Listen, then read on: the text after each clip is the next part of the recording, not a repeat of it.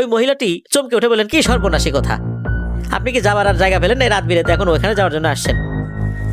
ওই মহিলাটি সত্যজিৎ বাবুর পুরো কথাটিও শেষ করতে দিল না। উনি তাড়াতাড়ি করে দোকানের ঝাঁপি বন্ধ করে মনে হলো একরকম পালিয়েই গেলেন। ব্যাপারটা সত্যজিৎ বাবুর কাছে বেশ রহস্যজনক মনে হলো। একটা পুরনো জমিদার বাড়ির নাম শুনে ওই মহিলা ওইরকম হয়ে গেল কেন? এরপর তো উনি দাঁড়িয়ে আছেন।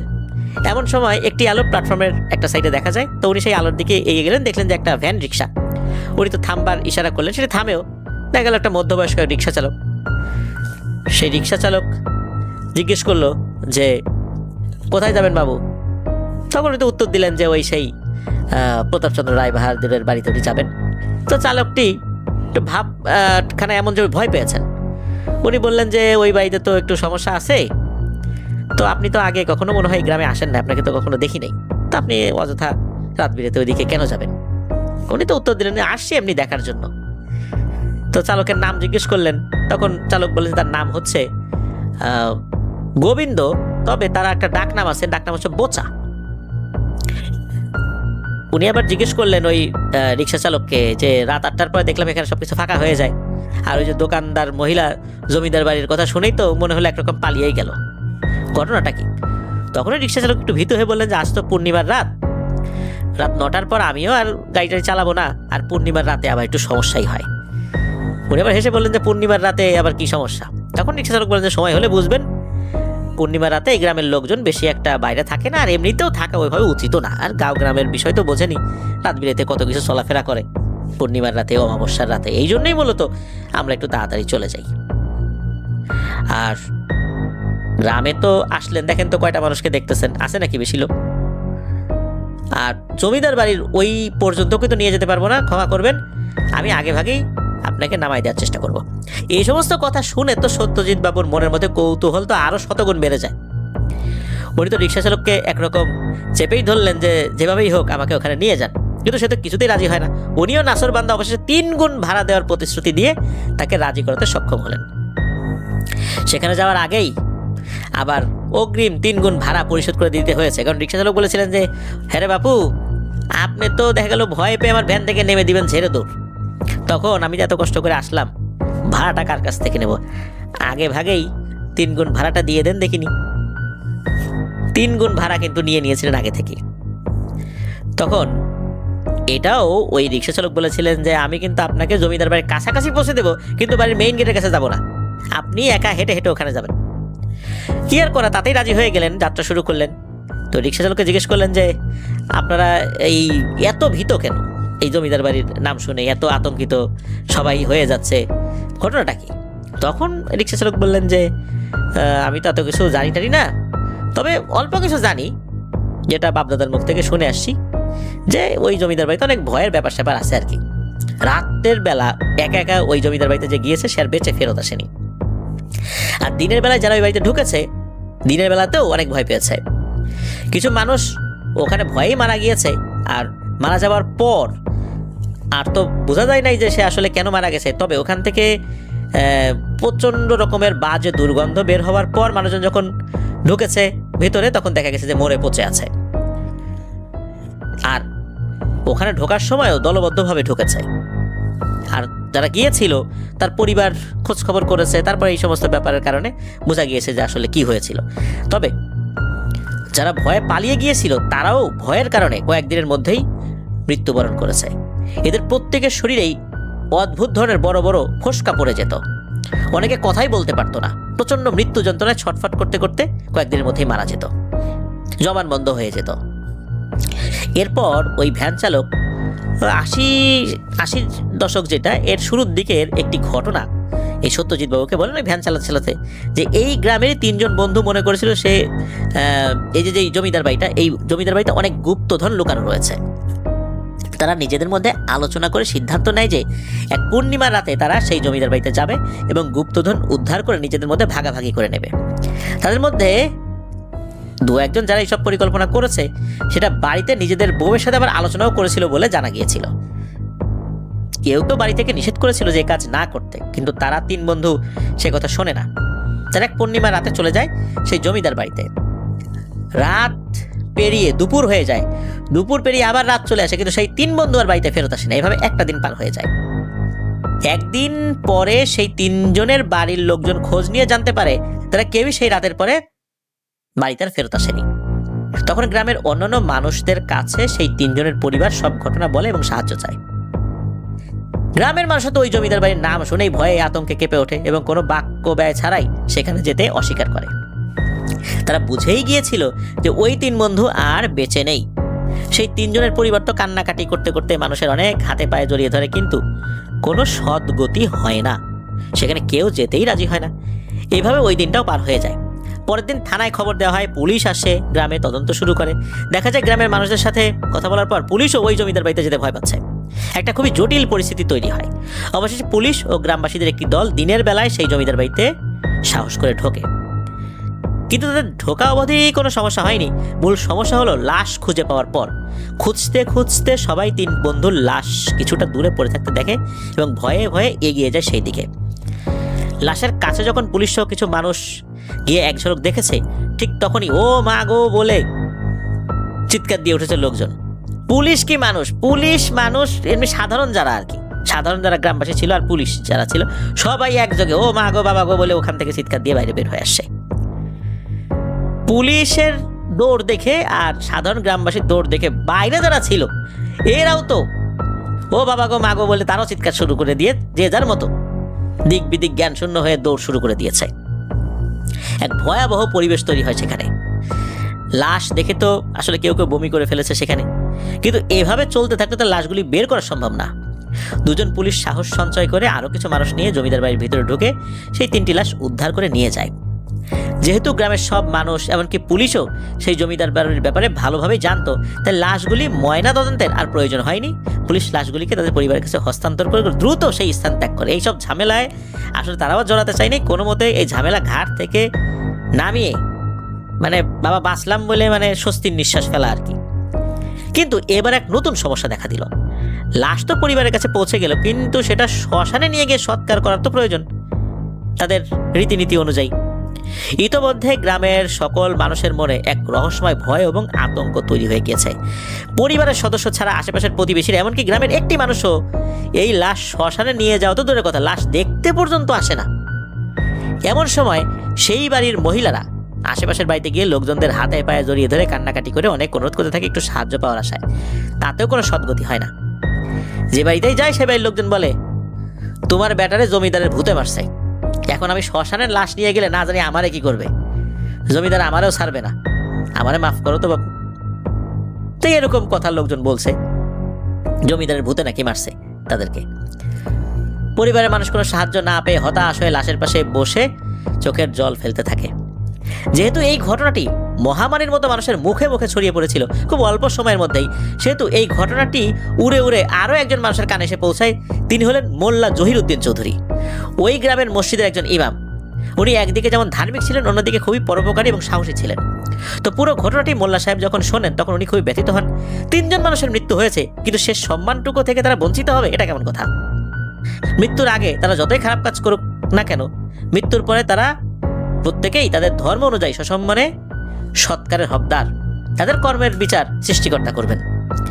মোল্লা সাহেব ওই দিনই গ্রামের পঞ্চায়েতে ব্যাপারটা নিয়ে আলোচনা করেন এবং সিদ্ধান্ত নেওয়া হয় 10 থেকে 12 জন সাহসী মানুষ এই কাজটা সমাধানের চেষ্টা করবেন। তারা লাশগুলি শ্মশানে নিয়ে সৎকারের ব্যবস্থা করবেন তাদের পরিবারের সহায়তায়। যার মধ্যে এই যে যিনি ভ্যান চালক, যিনি বলছেন মানে রিক্সা চালক যিনি আর কি, তিনিও ছিলেন। তো মোল্লা সাহেব নিজের তত্ত্বাবধানে সব কাজ পরিচালনা করেন এবং অবশেষে সন্ধ্যাবেলায় সেই লাশগুলির দাহ সম্পন্ন করা হয়। ঘটনা কিন্তু শুরু মাত্র। 3 বন্ধুর রহস্যজনক মৃত্যুর পর মানুষের মনের মধ্যে সেই জমিদার বাড়ির সম্পর্কে এক চরম আতঙ্ক বিরাজ করতে থাকে। মানুষ দিনের বেলায় ওই এলাকার আশপাশ দিয়েও যেতে চাইতো না, রাতের কথা তো বাদই। সন্ধ্যা নামার সাথে সাথেই লোকজন বিশেষ কোনো দরকার ছাড়া ওই এলাকার ধারের কাছ দিয়েও যেতে চাইতো না। আর এই ঘটনা ঘটার পর মানে কিছুদিন সন্ধ্যার পর লোকজন বাড়ির বাইরেই থাকতো না। এখন এই যে ইমাম সাহেব মোল্লা জহিরুদ্দিন চৌধুরী, উনি কি বাকি মানুষের মতো ঘরে বসে থাকতে পারবেন? ওনাকে মাগরিবের নামাজ পড়াতে হবে, এশার নামাজ পড়াতে হবে, আর মানুষের মনের মধ্যে যে ভয় জমেছে এটাও তো কাটানোর ব্যবস্থা করতে হবে। উনি পঞ্চায়েতের আলোচনা সভায় একাধিকবার এই রহস্যময় মৃত্যুর সমাধান করার জন্য মানুষদের সাহস তৈরি করেছিলেন এবং একটা স্থায়ী সমাধান করার জন্য বারবার অনুরোধ করেছিলেন, কিন্তু তাতে কোনো লাভ হয়নি। মানুষ এতটাই ভয়ে কাবু হয়ে গিয়েছিল যে কেউ ওনাকে সহযোগিতা করার জন্য এগিয়ে আসেনি। উনি বলেছিলেন যে আসলে এইভাবে কতদিন চলবে, ওখানে যদি কোনো কিছু থেকেও থাকে সমস্যা নিশ্চয়ই আছে, এখন এটা সমাধান তো করা জরুরি। এরকম তো চলতে পারে না, মানুষ ঢুকলেই মারা যাবে, ওই দিক দিয়ে গেলেই রাতেবেলা ভয় পেয়ে মারা যাবে, এটা কেমন কথা? এটা তো একটা সমাধান করতে হবে, সবকিছু একটা শেষ আসে। আসেন আমরা চেষ্টা করি এটা একটা শেষ করি, সবকিছু যেহেতু শেষ আছে তাহলে আমরা কেন বসে থাকবো? কিন্তু না, ওনার এই সমস্ত কথায় কেউ কর্ণপাত করে নাই, কেউ আসে না, বলে যে আপনি একা যান তো, আপনি পারলে আপনি করেন, আমাদেরকে ডেকেন না, এমন একটা অবস্থা আর কি। একদিন সকালে গ্রামের মানুষেরা মোল্লা সাহেবের মৃতদেহ সেই জমিদার বাড়ির সদর দরজার সামনে রক্তাক্ত অবস্থায় পড়ে থাকতে দেখে। ওনার মাথাটি পেছনে পিঠের দিকে খুব বল প্রয়োগের দ্বারা চাপ দিয়ে ভেঙে দেওয়া হয়েছিল, যার ফলে গলার হাড়ও ভেঙে গিয়েছিল, মাংসপেশি সেগুলো ছিঁড়ে গিয়েছিল, পিঠ লম্বা আঁচড়ে কেটে গিয়েছিল। কেউ কেউ বলেছিল গভীর রাতে ওই জমিদার বাড়ির দিক থেকে তারা ভয়ঙ্কর এক চিৎকার শুনতে পেয়েছিল, কিন্তু ভয়ে কেউ বাড়ির বাইরে বের হয়নি। আর 5টা মানুষের মতোই মোল্লা সাহেবেরও ঠিক একই পরিণতি হয়েছিল। গ্রামবাসীদের মধ্যে কেউ কেউ মনে করেছিল যে কারোর কাছ থেকে কোনো সহযোগিতা না পেয়ে মোল্লা সাহেব হয়তো একাই সেই জমিদার বাড়ির রহস্য উদ্ঘাটন করতে গিয়েছিলেন, তাই তার এই পরিণতি হয়েছে। এটা কিন্তু ধারণা মাত্র, নাকি মোল্লা সাহেবকে ওখানে নিয়ে যাওয়া হয়েছিল, যেহেতু উনি মারা গেছেন উনি তার কিছু বলতে পারেন নাই। মোল্লা জহিরুদ্দিন সাহেবের মৃত্যুর পরে কেটে গিয়েছে দীর্ঘ 35 বছর, কিন্তু আজও কেউ ওই জমিদার বাড়ির রহস্য সমাধান করা তো দূরের কথা, কেউ জানতেই পারেনি ওখানে আসলে কি এমন রয়েছে যে সেখানে গেলে এই ধরনের ভয়ঙ্কর সমস্যা ঘটে। এই কথাটাই জানালেন আর কি ওই রিক্সা চালক সত্যজিৎ বাবুকে। আর উনি এটাও বললেন যে আরও যদি বেশি কিছু জানার আগ্রহ থাকে সত্যজিৎ বাবুর, তাহলে আরও একজনের সাথে দেখা করতে হবে, উনি আরও কিছু তথ্য দিতে পারেন। তখন সত্যজিৎ বাবু বললেন উনি আবার কি? তখন ওই রিক্সা চালক বললেন যে গ্রামের একজন বয়স্ক মানুষ, উনি আমাদের গ্রামের মধ্যে অনেক জ্ঞানী লোকও বটে, উনি অনেক পুরনো কথা জানেন। এরপর রিক্সা চলতে থাকে উঁচু নিচু মাটির রাস্তা দিয়ে, দুই ধারে ফসলের ক্ষেত, রাস্তার পাশে আলো বলতে কিছু নেই, পূর্ণিমার চাঁদের আলোই যা ভরসা, ভ্যানের নিচে হারিকেনও নাই। অসাধারণ এক সুন্দর দৃশ্য তৈরি করেছে চাঁদের আলো। এখানকার মানুষ কিনা এই পূর্ণিমার সুন্দর রাত্রিকেও মারাত্মক ভয় পায়। গ্রামের লোক হয়তো একটু কুসংস্কারে আচ্ছন্ন। হঠাৎ একটু পরে রিক্সা থামলো।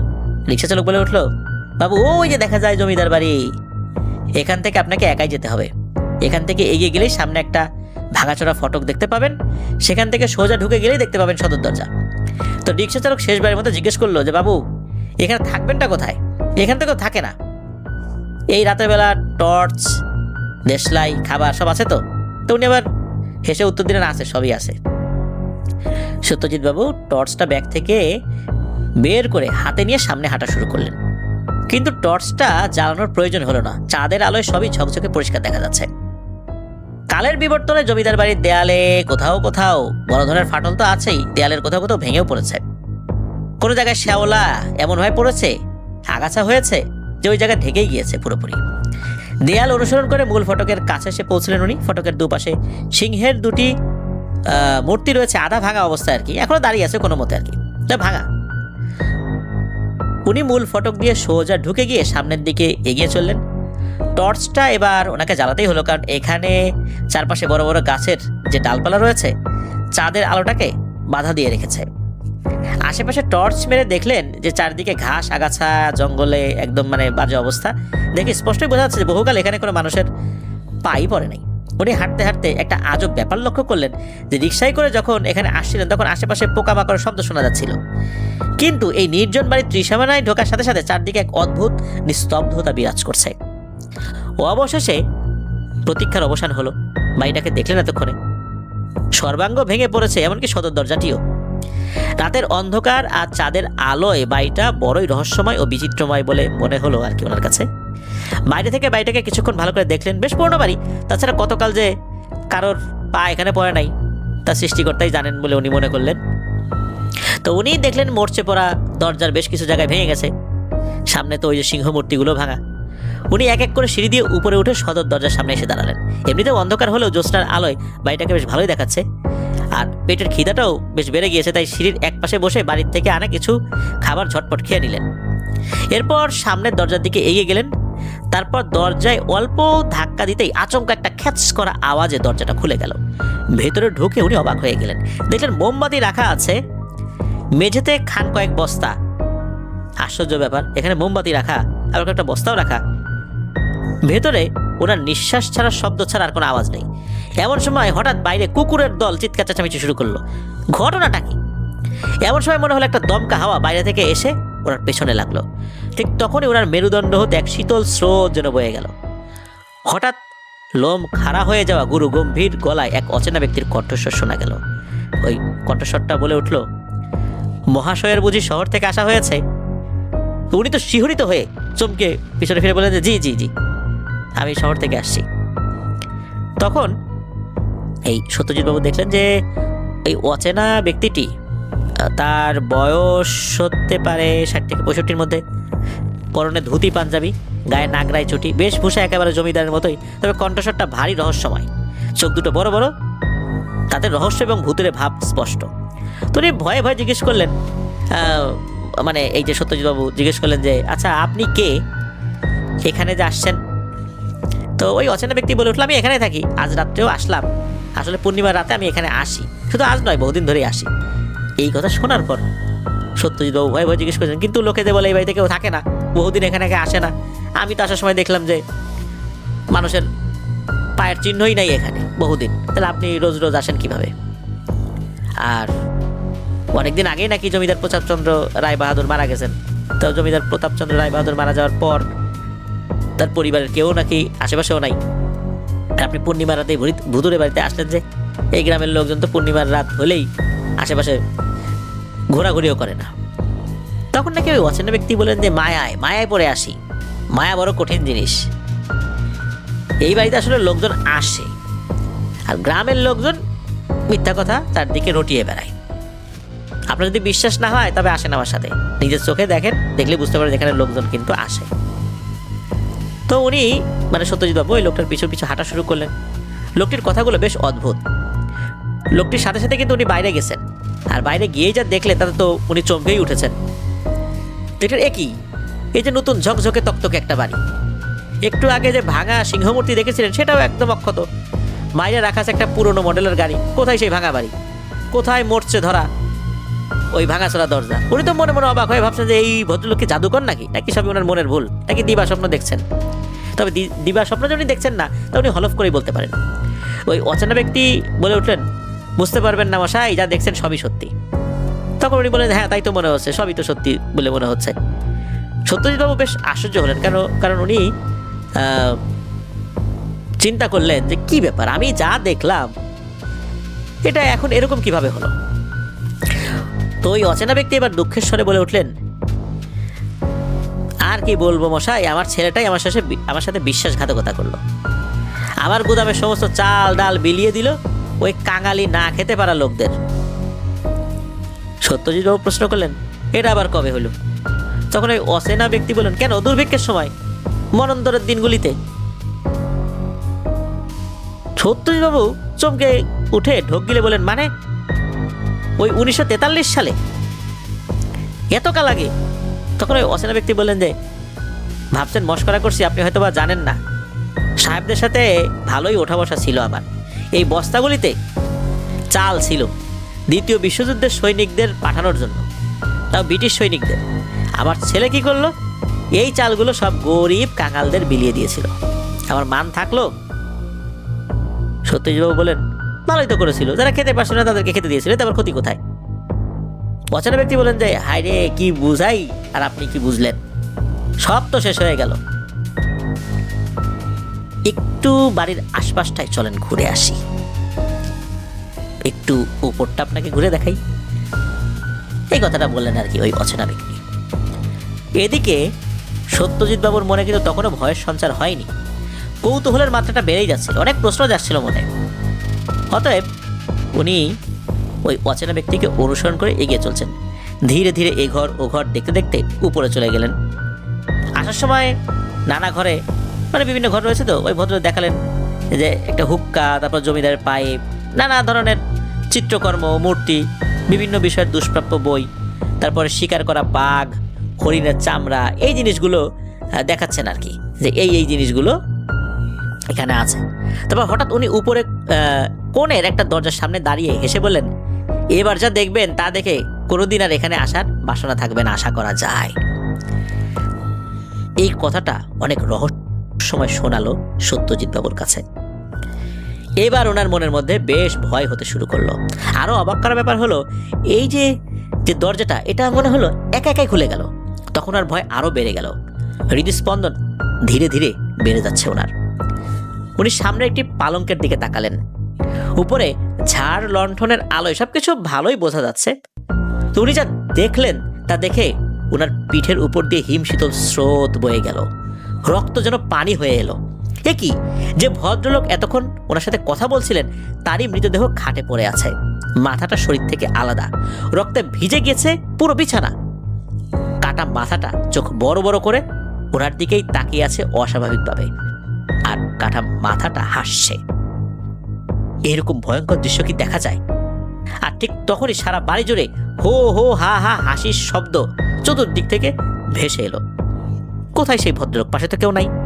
এমন সময় দৌড়ে উনি নিচে নামা শুরু করলেন।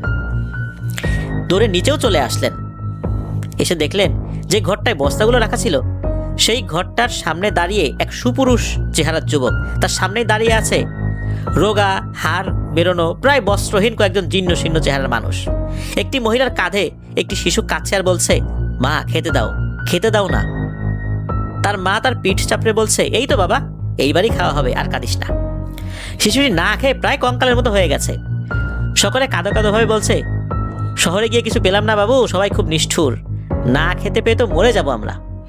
শহরে বাবুরা ভাত তো নয়, এমনকি ফ্যানও দিল না ভাতের। শরীর বড়ই ক্লান্ত হয়ে গেছে, লাইনে দাঁড়াবার সামর্থ্য নেই আর। তাছাড়া সেখানকার চাল ডালও অতি অল্প, ভালো নয়। ভাত দাও না বাবু, অন্তত ভাত না দাও, ভাতের মার বা ফ্যানটা দাও। সেই যুবক ওই অসহায় মানুষদেরকে আশ্বস্ত করে বললেন, গুদাম ঘর তো খোলা হয়েছে তোমাদের জন্যই, এখানে চাল ডাল ভালোই পরিমাণে আছে, তাই বেশি করে দিচ্ছি, পরিবারের সবারই তোমাদের পেট পুরে খাওয়া হয়ে যাবে। তো এই কথা যখন বলা হচ্ছিল এমন সময় উপর থেকে সেই অচেনা ভদ্রলোকের ভয়ঙ্কর চিৎকার ভেসে এলো, খবরদার, ওই খাবার দেয়া যাবে না। সত্যজিৎ বাবু হঠাৎ করে দেখলেন সেই জীর্ণ শীর্ণ মানুষগুলির চেহারা কেমন পরিবর্তন হয়ে গিয়ে ভয়ানক আকার ধারণ করলো। ওগুলি এখন আর মানুষ নেই, তাদের হাত পাগুলি অস্বাভাবিকভাবে লম্বা হয়ে গেল, নখগুলো লম্বা হয়ে তীক্ষ্ণ আকার ধারণ করলো। অন্ধকারময় চোখের কোটরে দপ করে যেন আলো জ্বলে উঠল। মুখের চোয়াল যেন স্বাভাবিক থেকে অনেকটা বড় হয়ে গেল। একান ওকান বিস্তৃত হয়ে হা করে ওনার দিকে তাকে অদ্ভুত রকমের শব্দ করে হাসতে শুরু করলো। উনি দেখলেন এগুলির মুখের ধারালো দাঁতগুলো এমন যে এই দাঁতের ফাঁকা থেকে লালা গড়িয়ে পড়ছে। ভয়ঙ্কর এক ক্ষুধার্ত দৃষ্টিতে ওনার দিকেই তাকিয়ে আছে তারা, মনে হচ্ছে এখনই ছিঁড়ে খেয়ে ফেলবে সত্যজিৎ বাবুকে। এইবার ওনার ভয়ের মাত্রা চরমে পৌঁছে গেল, উনি আর সহ্য করতে পারলেন না। উনি তখনই বাড়ি থেকে ছেড়ে দিলেন দৌড়। তখন কিন্তু ওনার আর কোনো স্বাভাবিক জ্ঞান নাই যে কোন দিকে যাবেন। পিছন থেকে ভয়ঙ্কর শব্দ আসছে, আমি খাবো, আমি খাবো। উনি তো দৌড়ানোর গতি আরো বাড়িয়ে দিলেন, সিঁড়ি থেকে নেমে সদর দরজা দিয়ে ছুটে এগিয়ে যাচ্ছেন। ঠিক এই সময় হঠাৎ সেই একটা ভয়ঙ্কর জিনিস দরজা আগলে দাঁড়িয়ে পড়ে। ওনার দৌড়ানোর গতি অনেক বেশি ছিল তখন, কিন্তু কি করবেন, দরজার সামনে তো সাক্ষাৎ মনে হচ্ছে মৃত্যু দাঁড়িয়ে আছে। এই সময় এক সেকেন্ডের জন্য নজর গেল ওই দরজার একটু পাশেই একটা আধ ভাঙা জানালার দিকে। চাঁদের আলো একটু একটু করে সেই জানালার ভাঙা অংশ দিয়ে ভেতরে পড়ছে। উনি শেষ চেষ্টা করলেন ছুটতে ছুটতে সোজা ওই দিকটাতে। ছুটতে ছুটতে সোজা এক লাফ দিলেন সেই জানালার দিকে। জানালা ভেঙে গড়াতে গড়াতে উনি বাইরে গিয়ে পড়লেন। এর ফলে ওনার কাঁধের এক পাশে মারাত্মক ব্যথা পেলেন। তবু উনি দৌড়ানো থামালেন না, উঠে কোনো মতোই হাঁচড়ে পাঁচড়ে ছুটতে ছুটতে মূল ফটক পেরিয়ে রাস্তায় চলে আসছেন। হঠাৎ একটি ভ্যান রিক্সার সাথে উনি সজোরে ধাক্কা খান। দেখলেন যে এটা সেই রিক্সা চালক যিনি এখানে এনে ছেড়ে দিয়েছিলেন। তো এদিকে সত্যজিৎবাবু হাঁপাতে হাঁপাতে বললেন যে চলো চলো, নিয়ে চলো শিগগির এখান থেকে। রিক্সা চালক বললেন যে তাড়াতাড়ি উঠে বসেন, আমি তো জানতাম কিছু একটা হবেই। ওই বাড়িতে আপনি কেন গেলেন বাবু মশাই? ওখানে কেউ তো যায় না, এই বাড়িটা একটা অভিশপ্ত বাড়ি। এদিকে সত্যজিৎ বাবুর তো প্রবল তৃষ্ণায় গলা শুকিয়ে যাচ্ছে, শরীরে প্রচন্ড ব্যথা, তবুও আধো আধো ভাবে ঘটনা বলার চেষ্টা করলেন। তো রিক্সা চালক চমকে উঠে বললেন যে সর্বনাশ, তাড়াতাড়ি আমার বাড়িতে চলেন। রিক্সায় উঠে উনি দেখেন যে পেছন থেকে কিছু জিনিস মনে হচ্ছে এগিয়ে আসছে রিক্সার দিকে, আর চিৎকার করছে, দে দে, আমাদেরকে দে। এখন কি দেবে, মানে এটা বলছে না, দে দে, আমাদেরকে দে। এদিকে রিক্সা চালকও বুঝতে পারছে যে বিপদ তো এখন পিছু নিয়েছে। রিক্সা চালক বলতেছেন যে খবরদার বাবু, পিছন দিকে তাকায়েন না, সৃষ্টিকর্তার নাম নেন, রিক্সার সামনের দিকে তাকান, আমি যত দ্রুত সম্ভব চালানোর চেষ্টা করতেছি। তো রিক্সাওয়ালা তো আসলে কত দ্রুত চালাবে, ওটা তো পাকা রাস্তাও না যে অনেক দ্রুত চালাবে, তবে উনি ওনার মতো করে চালাচ্ছেন আর কি। তো একটা পর্যায়ে এসে দেখা গেল পেছনে আর কিছু নাই। তো রিক্সা চালক তার বাড়িতে চলে আসছেন। তো রিক্সা চালকের ছেলে বের হয়ে আসে। তখন রিক্সা চালক বলে যে তোমার এক আঙ্কেল আসছে, মানে কাকা আসছে আর কি, তাকে নিয়ে আসছি, উনি আজকে আমাদের অতিথি। তো রিক্সা চালক তার স্ত্রীকে সবকিছু বলল। এরপর এই সত্যজিৎ বাবুকে হাত মুখ ধোয়ার জন্য পানি এনে দিল। তারপর ওনার সাথে কথা বলতেছেন, রিক্সা চালকও কথা বলতেছেন, রিক্সা চালকের ছেলে, তারপরে ওই রিক্সা চালকের স্ত্রী, মানে কথা বলে ওনাকে একটু স্বাভাবিক করার চেষ্টা করছেন। উনি যখন একটু স্বাভাবিক হয়েছেন তখন কাঁধের পাশের যে তীব্র ব্যথা এটা উনি অনুভব করলেন। ওই বাড়িতে আরো একজন বৃদ্ধ ভদ্রলোক ছিলেন, তিনি ওনাকে আদাব জানালেন, উনিও প্রত্যুত্তর দিলেন। এরপরে বৃদ্ধ ভদ্রলোক বললেন যে তার নাম হচ্ছে সতীনাথ বাবু, উনি এই গায়েরই একজন মানুষ। তো অনেক আগে নাকি হন্তদন্ত হয়ে এক লোক এই বাড়িতে আসছিল। তো হঠাৎ করে এই পূর্ণিমার রাতে এরকম উদ্বিগ্ন হয়ে আরেকজন লোককে আসতে দেখে এটা তো উনি কিছু সন্দেহ করেছেন যে কি ঘটনাটা কি। এর আগেও কিন্তু এরকম ঘটনা ঘটেছে, যে লোক এর আগেও আসছিল সেও নাকি ওই মেলাতে গেছিল, পরে ওই দিক বিদিক জ্ঞান শূন্য হয়ে ছুটতে ছুটতে এদিকে চলে আসছে। কারণ এইখানে আরেকটা লোক আসে, তার চেহারা স্রোত দেখে তো সন্দেহ করছেন, এই জন্য আসলে উনি এগিয়ে আসেন। এসে যখন জানতে পারলেন যে ওই অভিশপ্ত বাড়িতে এই সত্যজিৎ বাবু গেছিলেন, তখন তো ইনি খুব ভয় পাইছেন যে কি এক সর্বনাশা কথা, ওখানে কেউ যায় নাকি। তো যাই হোক, এইসব বিষয় নিয়ে আলোচনা হলো আর কি। সত্যজিৎ বাবু এতটাই ভয় পেয়েছিলেন যে এক নিঃশ্বাসে ঢক ঢক করে প্রায় 5-6 গ্লাস পানি খেয়ে ফেলেছিলেন। এরপর উনি কিছুটা স্বাভাবিক হন। এরপর সবাই মিলে ওনারা খাওয়া দাওয়া করতে বসেছেন। তো এই যে রিক্সা চালক, ওনার স্ত্রীর রান্নাটা খুবই ভালো ছিল, ক্ষুধাও লেগেছিল ওনার মারাত্মক। তখন রিক্সা চালকের স্ত্রী হেসে বলেন যে ভগবানের কৃপায় প্রাণ নিয়ে বেঁচে গেছেন। তখন ওই সত্যজিৎবাবু বললেন যে হ্যাঁ, তা তো অবশ্যই। ওই সময় যদি এই রিক্সা চালক যে গোবিন্দ, যার নাম হলো বোচা আর কি, তার প্রশংসা করলেন যে সে যদি ওই সময় না থাকতো কি যে অবস্থা হতো, আমার অবস্থা তো খুবই খারাপ হয়ে যেত। এরকম আসলে উনি ওনার কৃতজ্ঞতা প্রকাশ করলেন। আর ওনার সাথে ঘটে যাওয়া ভৌতিক ঘটনার বিবরণ ওই সতীনাথ বাবুকে জানালেন যে এই ঘটনা ঘটছিল। সতীনাথ বাবু উনি তো আসলে বয়স্ক মানুষ, অভিজ্ঞতাও হয়েছে তার অনেক। তখন জমিদার বাড়ি সম্পর্কে জানতে চাইলেন যে আসলে ঘটনাটা কি। কারণ এই সতীনাথ বাবু ওনার আবার অনেক ঘটনা জানা যেত, অনেক বয়স, আশেপাশের অনেক জায়গা সম্পর্কে তো ওনার অনেক ধারণা আছে। তো সতীনাথ বাবু জানালেন যে ওনার বয়স অনেক হয়ে গেছে, প্রায় 80 বলতে মানে 80+ হয়ে গেছে আর কি। উনি নিজেও বিভিন্ন ঐতিহাসিক বিষয়গুলো জানার চেষ্টা করেন আর কি। 1943 সালের এক ভয়াবহ এবং প্রবল দুর্ভিক্ষের কবলে পড়েছিল তো গোটা বাংলা। সেই দুর্ভিক্ষে লক্ষ লক্ষ মানুষের মৃত্যু হয়েছিল। এই দুর্ভিক্ষ আসলে একটা কৃত্রিম দুর্ভিক্ষ ছিল। চাল ডাল ভালো পরিমাণে পাওয়া যেত 1941 এবং 42-এর থেকেও আর কি আরও বেশি পাওয়া যেত 43-এ। কিন্তু ব্রিটিশ সরকার ভারত ছাড়ো আন্দোলন সহ্য করতে না পেরে এই দুর্ভিক্ষ সৃষ্টি করেছিল। আর এই ব্রিটিশদের সাথে যোগ দিয়েছিল এই প্রতাপচন্দ্রের মতো জমিদার এবং ভূস্বামীরা। ব্রিটিশ সরকারের পদলেহন করার সুবাদে তিনি রায় বাহাদুর উপাধিও পেয়েছিলেন নাকি। সেই সময় দুর্ভিক্ষের কবলে পড়ে অন্যান্য গ্রামের মতো এই গ্রামও জনশূন্য হয়ে পড়ে তারা খাবারের সন্ধানে বিভিন্ন জায়গায় চলে গিয়েছিল। ওই গ্রামে একটা বটতলা ছিল, সন্ধ্যাবেলা আড্ডা হতো, আড্ডাও আর বসে না। বাড়ির তুলসী তলায় পানিও পড়ে না, মন্দিরগুলো ফাঁকা হয়ে পড়ে আছে, সেখানে প্রদীপ জ্বালাবারও কেউ নাই। দিনের পর দিন মানুষ না খেতে খেতে একদম কঙ্কালসার হয়ে যায়। অনেকে দুমুঠো খাবার আসায় শহরে গিয়েছিল, সেখানে তারা ভাতের মাঠটুকুও না পেয়ে আবারও গ্রামে ফেরত আসে। জমিদার প্রতাপচন্দ্রের বাড়িতে চাল ডাল সবই ছিল, তবে সেটা নিজেদের জন্য অথবা ব্রিটিশ সরকারের লোকদের জন্য। এই জমিদার ছিল খুবই নিষ্ঠুর, স্বার্থপর প্রকৃতির একজন মানুষ। তৎকালীন তার ছেলে বিদেশ থেকে শিক্ষালাভ করে দেশে ফিরে এসে যখন দেখে এই শোচনীয় অবস্থা, আর বিদেশি সরকারের কোনো এই বিষয়ে ভ্রুক্ষেপই নাই, সরকার যেন বিপ্লবীদের ন্যূনতম মানবিক অধিকারও না থাকে, সেই বিষয়ে তারা খুব সচেতন। বিপ্লবীদেরকে মেরে ফেলতে হবে, তারা জেলে ঢুকলেও তাদেরকে মেরে ফেলতে হবে, কোনো ধরনের কোনো সুযোগ সুবিধা দেওয়া যাবে না। আর বিপ্লবীদের অন্যতম উৎপাদন ক্ষেত্র এই বাংলা, এই বাংলাকে শাস্তি দিতে এরা একেবারে বদ্ধপরিকর ছিল। এসব বিষয় যখন জমিদারের ছেলে বুঝলেন, তখন উনি খুব কৌশলে গুদামের সমস্ত চাল ডাল ও সমস্ত অভুক্ত মানুষের মধ্যে বিলিয়ে দিতে শুরু করলেন। জমিদারের ছেলে ছিল একদম ভালো একজন মানুষ, সরল, উদার, সাহসী, বুদ্ধিমান এক যুবক। কিন্তু ছেলের এরূপ আচরণ মেনে নিতে পারেনি জমিদার প্রতাপচন্দ্র। একদিকে ছেলেকে উচিত শিক্ষা দিতে, অন্যদিকে ব্রিটিশ সরকারের কাছে হেনস্থা হবার হাত থেকে বাঁচতে তিনি অত্যাচারের চরম সীমা অতিক্রম করেন। যে সকল জীবিত অথবা অর্ধজীবিত মানুষ তার ছেলের মাধ্যমে খাদ্য সামগ্রী সাহায্য পেয়েছিল, সবাইকে লাঠিয়ালের মাধ্যমে ধরে নিয়ে আসা হয় জমিদার বাড়িতে। এরপর তাদের চোখ কাপড় দিয়ে এবং হাত পা দড়ি দিয়ে বেঁধে ফেলা হয়। প্রত্যেকটা মানুষের শরীরের উপর টকবগে ফুটন্ত তেল ছুঁড়ে ফেলা হয়।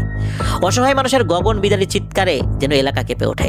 তীব্র যন্ত্রণায় চিৎকার করে মাটিতে ছটফট করতে থাকে মানুষেরা।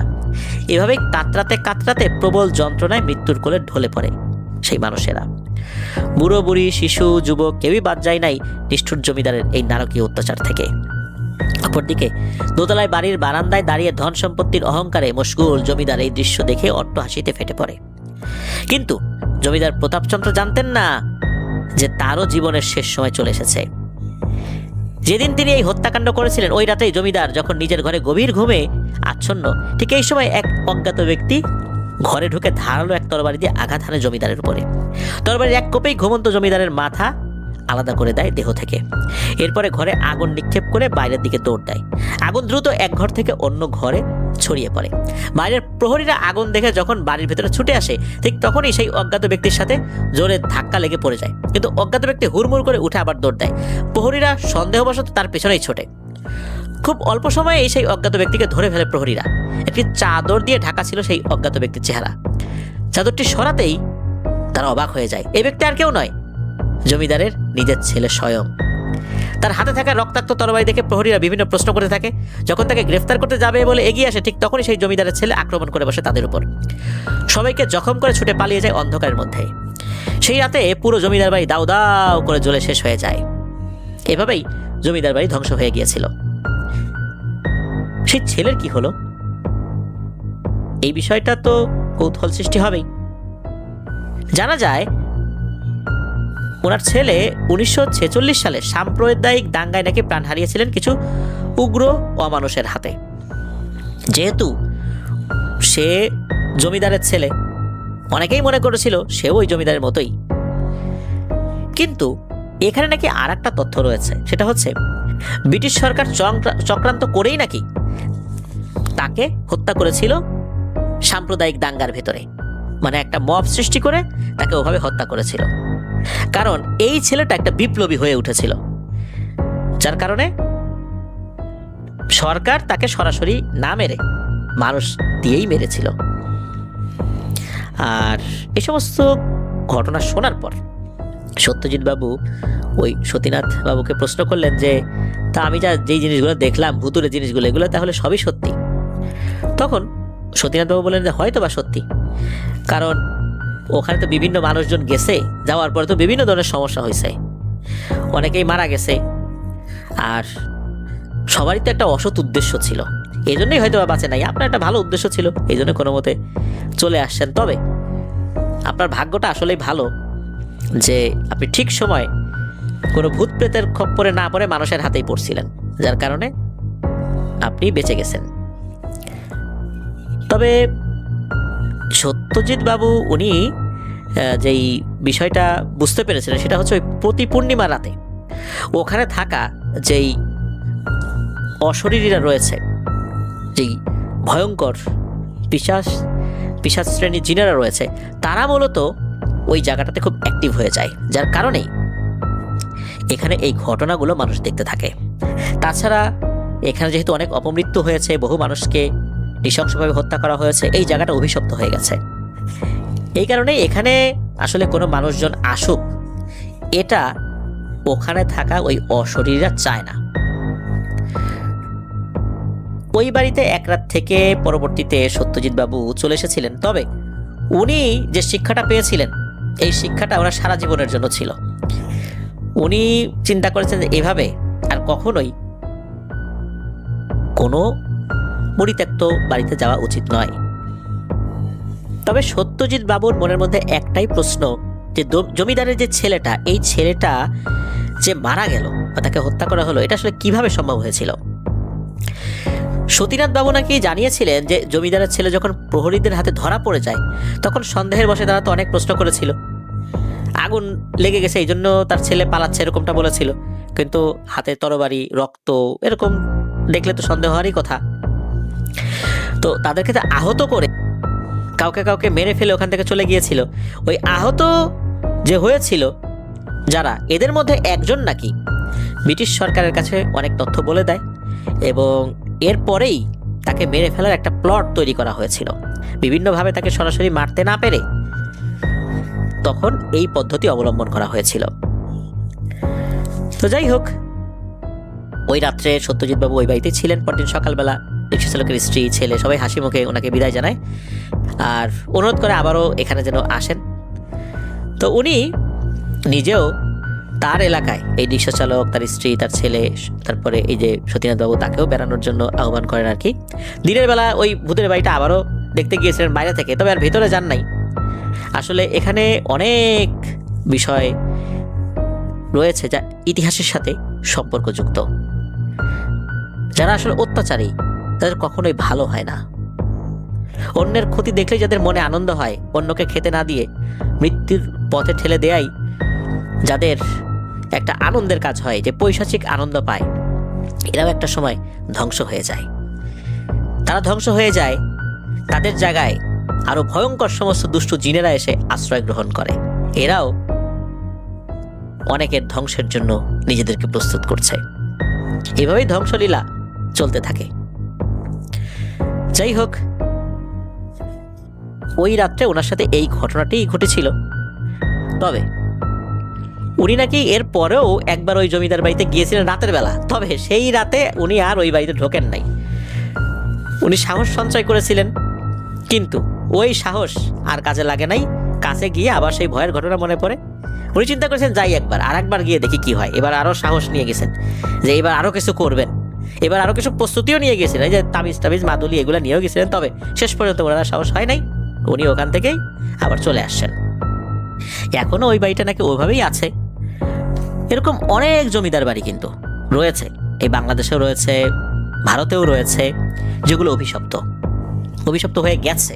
কেননা সেখানে অনেক মানুষকে নিষ্ঠুর অমানবিক নির্যাতন করে মেরে ফেলা হয়েছে। অনেক জমিদার বাড়িতে ফাঁসির মঞ্চও ছিল, আর ওখানে ফাঁসি দিয়ে মারা হলে ব্রিটিশ সরকার কোনো বিচার করত না। এটা একটা অলিখিত আইনই করে ফেলেছিল যে জমিদাররা কাউকে হত্যা করলে কোনো বিচার হবে না, কারণ ব্রিটিশরা চিন্তাই করত যে তাদের স্বার্থ রক্ষার জন্য এই জমিদারদেরকে তারা রেখে দিয়েছেন। সুতরাং তারা যাদেরকে ফাঁসি দেবে, মেরে ফেলবে, এতে ব্রিটিশ সরকারের উপকারই হবে। এই জন্য এগুলোর কোনো বিচার আচার কিছুই হতো না। ব্রিটিশ সরকাররা কিন্তু তারা তাদের খাজনা আদায়ে বেশ সতর্ক থাকতেন। কোনো জমিদার যদি ঠিক সময় মতো খাজনা না দিত, সাথে সাথে তার জমিদারি কিন্তু নিলামে উঠত। কোনো জমিদার যতই ব্রিটিশদেরকে উপকার করুক না কেন, টাকা পয়সা না পেলে ওই জমিদারকে ভুলে যেতে তাদের এক সেকেন্ডও সময় লাগতো না। স্বার্থই তাদের কাছে আসল। আর তাদের স্বার্থ রক্ষা করতে গিয়ে নিষ্ঠুরভাবে যারা অসংখ্য মানুষকে মেরে অভিশাপ কুড়িয়েছেন, অভিশপ্ত হয়েছেন, তাদের এই অভিশাপে ওই বাড়িগুলো এখনো অভিশপ্ত হয়ে রয়েছে। এই কারণেই ওই বাড়িগুলোতে অনেক সুপার ন্যাচারাল এন্টিটিগুলো আশ্রয় গ্রহণ করেছে। এই জন্যই বাড়িগুলো হানা বাড়ি বা হন্টেড হাউস হয়ে গিয়েছে। এগুলোই মূলত হন্টেড হাউস তৈরি করার পেছনে মূল ভূমিকা রাখে, কারণ যেখানে এই ধরনের নিষ্ঠুর হত্যাযজ্ঞ চলে সেখানে অনেক ধরনের শক্তিশালী জিনেরা এসে আশ্রয় গ্রহণ করে।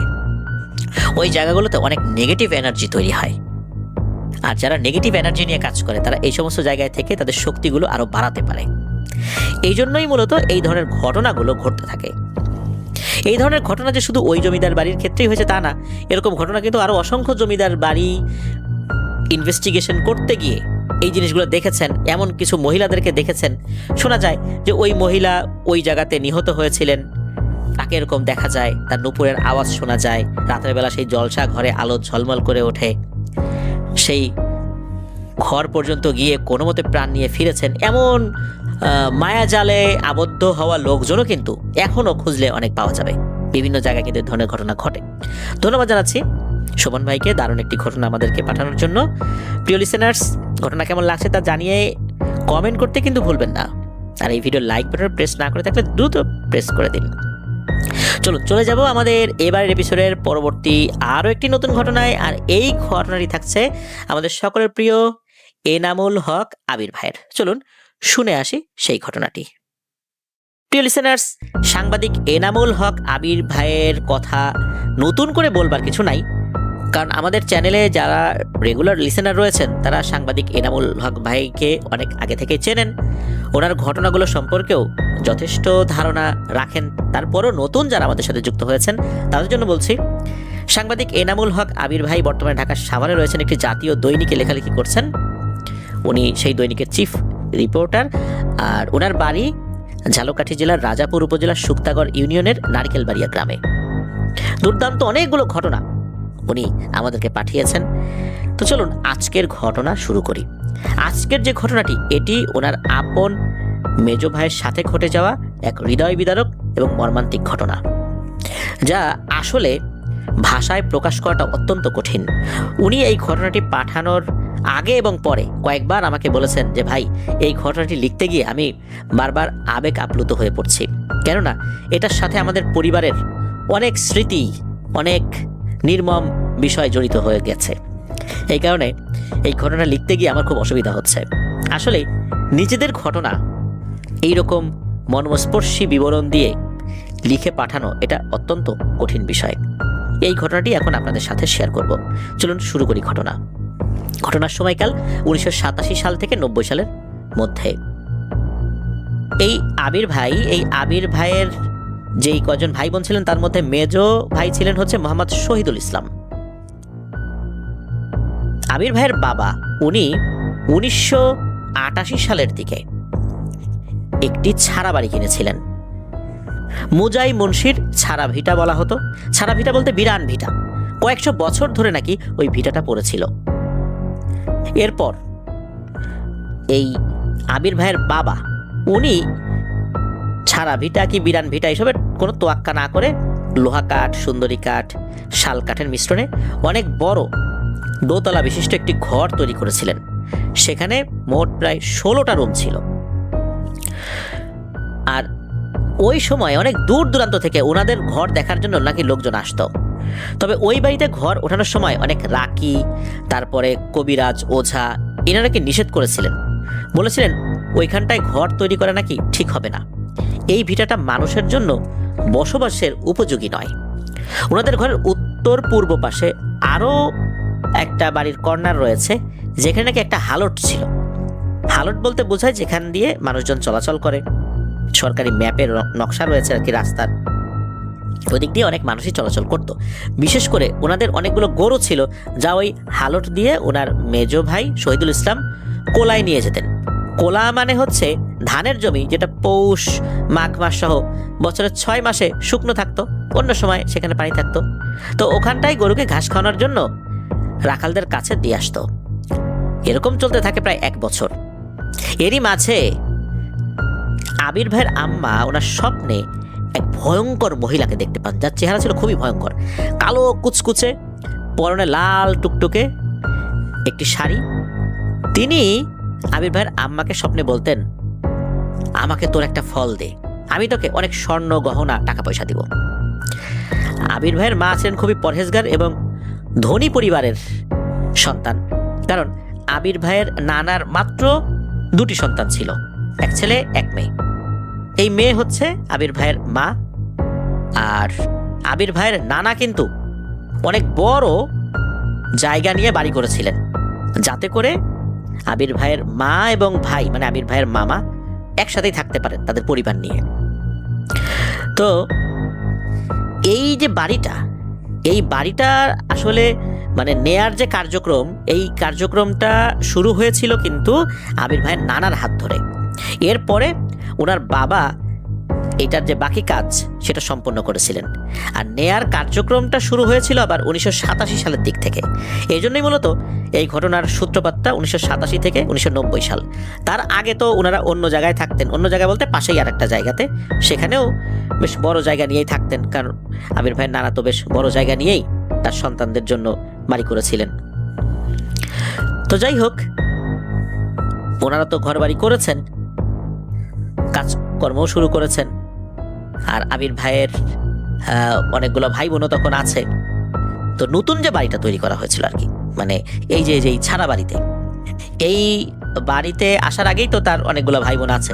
তবে তখনও কিন্তু আবির ভাই ওনার জন্ম হয়নি, মানে যখন এই কর্মকাণ্ড শুরু হয় আর কি।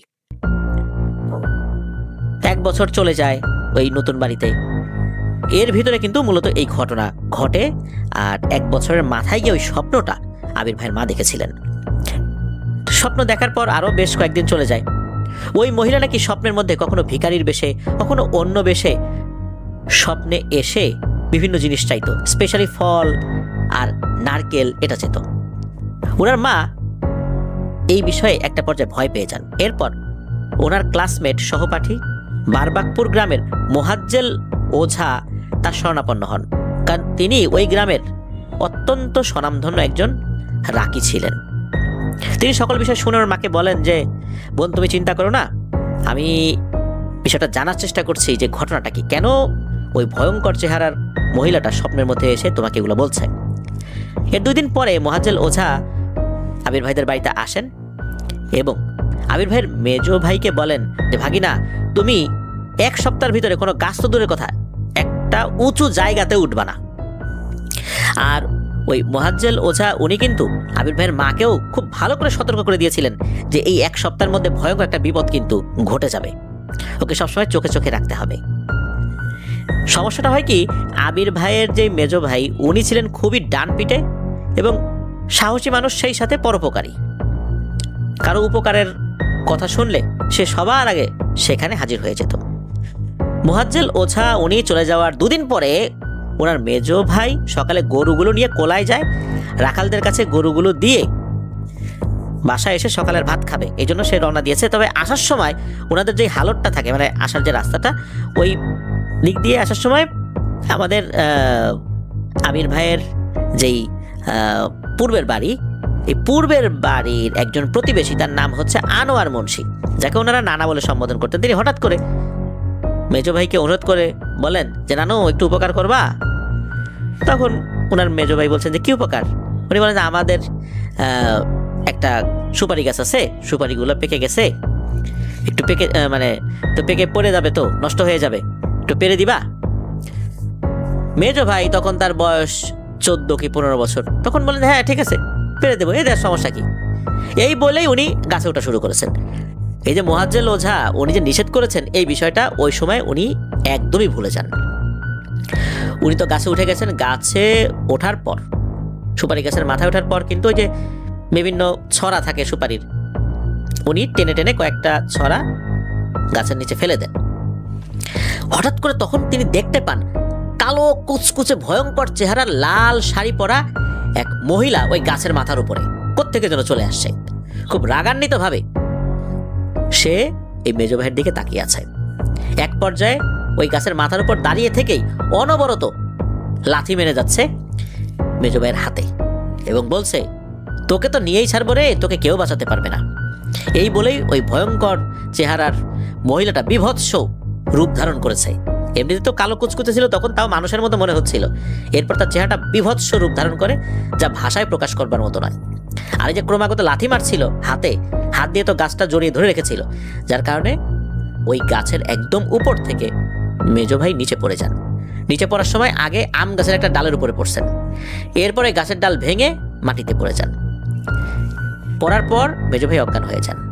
এদিকে এই যে যিনি ডেকে নিয়ে আসছিলেন আনোয়ার মুন্সি, উনি মেজো ভাইকে কোলে তুলে নিয়ে সরাসরি তার বাড়ির ভিতরে নিয়ে যান, মাথায় তেল পানি দিতে থাকেন কারণ উনি তো গাছে উঠিয়েছেন, ছেলেটা উপর থেকে পড়ে গেছে, দুর্ঘটনা ঘটে গেছে, এখন উনি কি জবাব দেবেন? ওনার মধ্যে তো ভয় কাজ করছে। মেজো ভাই যখন গাছ থেকে পড়ে গেছে তখন কিন্তু বিকট একটা শব্দ হয়েছে।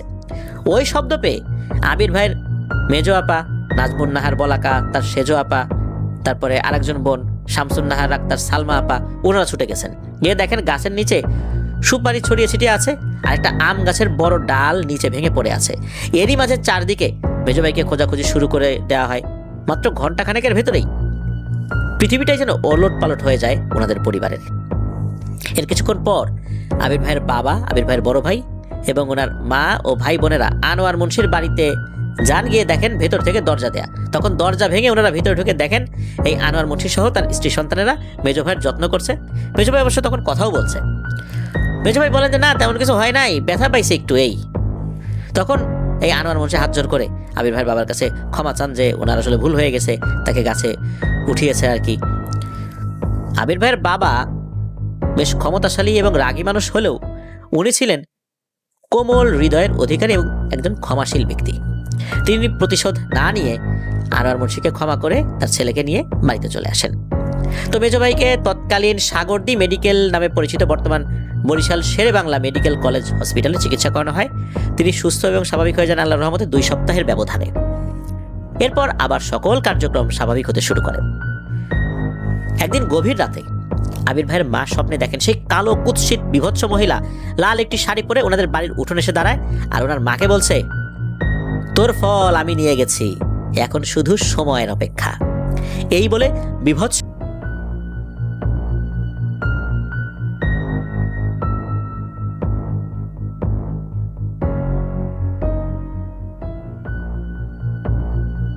মধ্যেই আবির ভাইয়ের মাকে বলেছিলেন যে অনেক কিছু নেব রে, অনেক কিছু নেওয়ার বাকি আছে, শুধু এইটা না, আর অনেক কিছু নেব। এই বলে ওই বিভৎস মহিলাটাকে হাসতে হাসতেই নাকি ওই উঠোন থেকে অন্যদিকে চলে গিয়ে অদৃশ্য হয়ে যায়। এরকম চলতে চলতে প্রায় 3 মাস অতিবাহিত হয়ে যায়।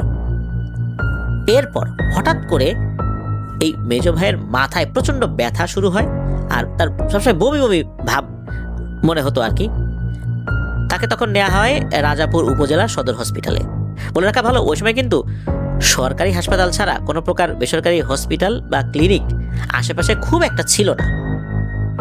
পরে ওখান থেকে ডাক্তার যখন দেখানো হয়, ডাক্তার মেজো ভাইকে দেখে বলেন অবস্থা তো জটিল মনে হচ্ছে, বরিশাল সাগরদী মেডিকেলে নিয়ে গেলে ভালো হবে। আবার বরিশাল সাগরদী মেডিকেলে নিয়ে যাওয়া হয়, যেটা বর্তমানে বরিশাল এই যে শেরে বাংলা মেডিকেল কলেজ হসপিটাল আর কি। ওখানে নিয়ে আসার পর তৎকালীন ব্রেন বিশেষজ্ঞ একজন সার্জন ছিলেন, তিনি পরীক্ষা নিরীক্ষা করে দ্রুত ঢাকার পিজি হসপিটালে রেফার করেন। এরপর পিজি হসপিটালে প্রায় 2 মাস চিকিৎসা করার পর ডাক্তার বলেন যে ব্রেন একটা স্পট দেখা যাচ্ছে, যদি সম্ভব হয় আরও উন্নত চিকিৎসার জন্য ভারতে নিয়ে যেতে। বর্তমান যে চেন্নাই, এই চেন্নাইয়ে মাদ্রাজ মেডিকেল মিশন বিশেষায়িত হসপিটাল যেটা রয়েছে, চেন্নাইয়ের পূর্ব নাম তো মাদ্রাজ, তো ওই সময়ে সেখানে নিয়ে যাওয়া হয়েছিল। এনামুল হক আবির ভাইয়ের বাবা একজন উচ্চশিক্ষিত মানুষ ছিলেন। তিনি বুঝতে পারলেন যে তার ছেলের অবস্থা বেশি একটা ভালো না। তিনি খোলামেলাভাবেই ডাক্তারের সাথে আলাপ আলোচনা করার চেষ্টা করলেন। ডাক্তার জানান যে পরীক্ষায় যতটুকু ধরা পড়েছে তাতে তেমন একটা ক্রিটিক্যাল কোনো একটা বিষয় যে আছে মনে হচ্ছে না। যেহেতু ব্রেনের একটা বিষয়, আরও উন্নত চিকিৎসা তো করার দরকার, যেটা এই পিজি হসপিটালে নেই। এরপর শুরু হয় মেজো ভাইকে ভারতের তৎকালীন মাদ্রাজ মেডিকেল মিশন বিশেষায়িত হসপিটালে নেয়ার তোড়জোড়। টাকা পয়সার তো একটা ব্যাপার ছিল, এর মধ্যে 1 বছরে কয়েক লক্ষ টাকা শেষও হয়ে গেছে।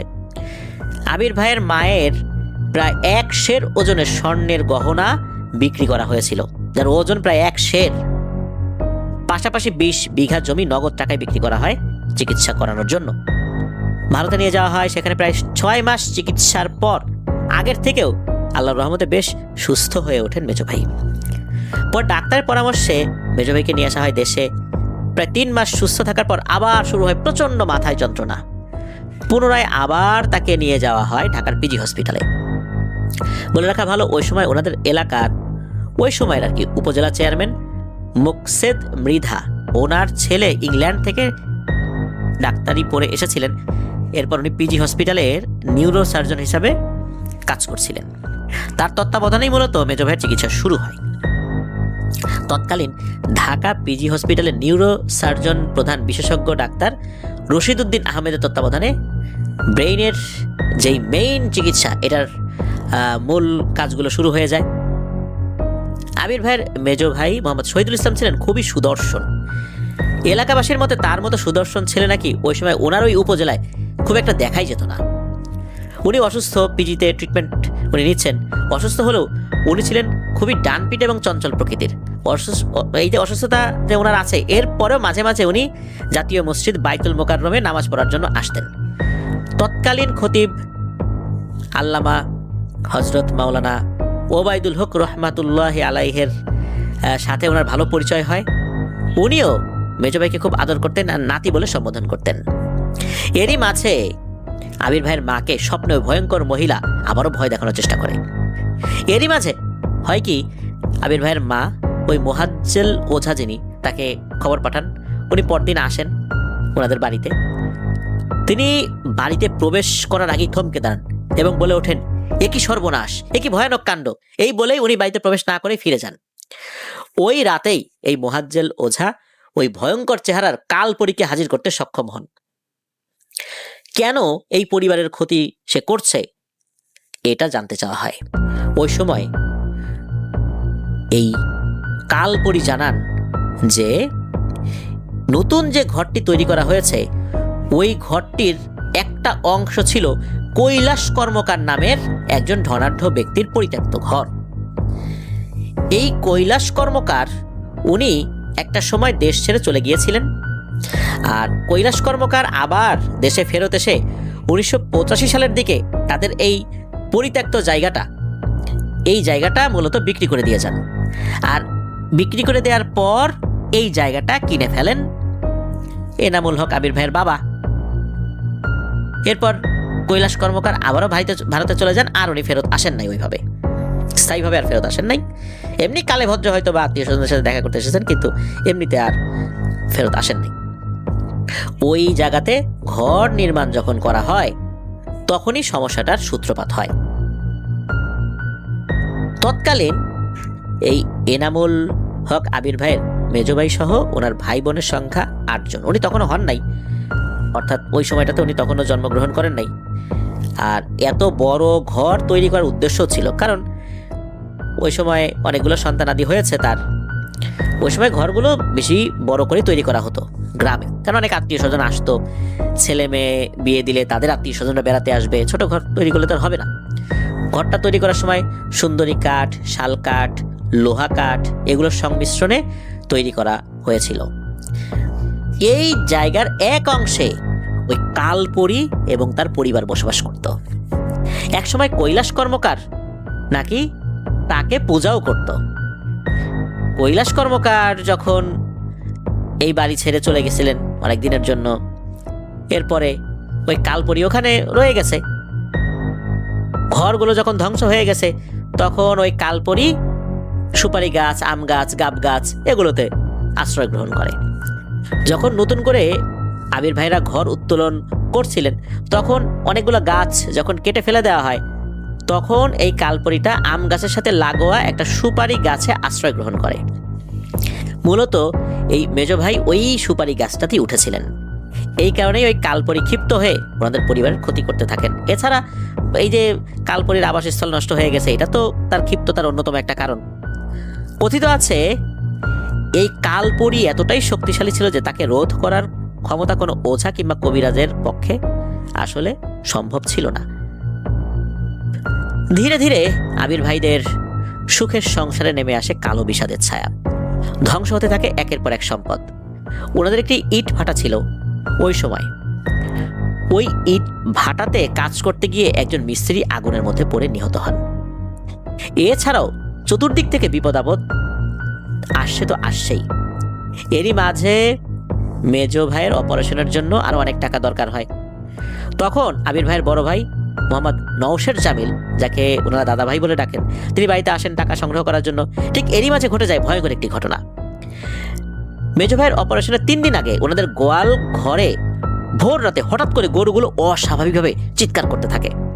সকাল 7টার দিকে শুরু হয়, গোয়াল ঘরে মৃত্যুর মিছিল। সকাল থেকে বিকাল এই সময়ের মধ্যে গোয়াল ঘরে 26টি গরু মারা যায়। গরুগুলো মৃত্যুর পূর্বে লাফাচ্ছিল এবং শরীরটা ঘষছিল বিভিন্ন শক্ত জায়গার সাথে। এমনভাবে ঘষছিল যে ঘষার কারণে শরীর থেকে কাঁচা চামড়াগুলো উঠে যেতে থাকে। শরীর থেকে কাঁচা চামড়াগুলো উঠে গেলে কেমন যন্ত্রণা হতে থাকে, তারপরও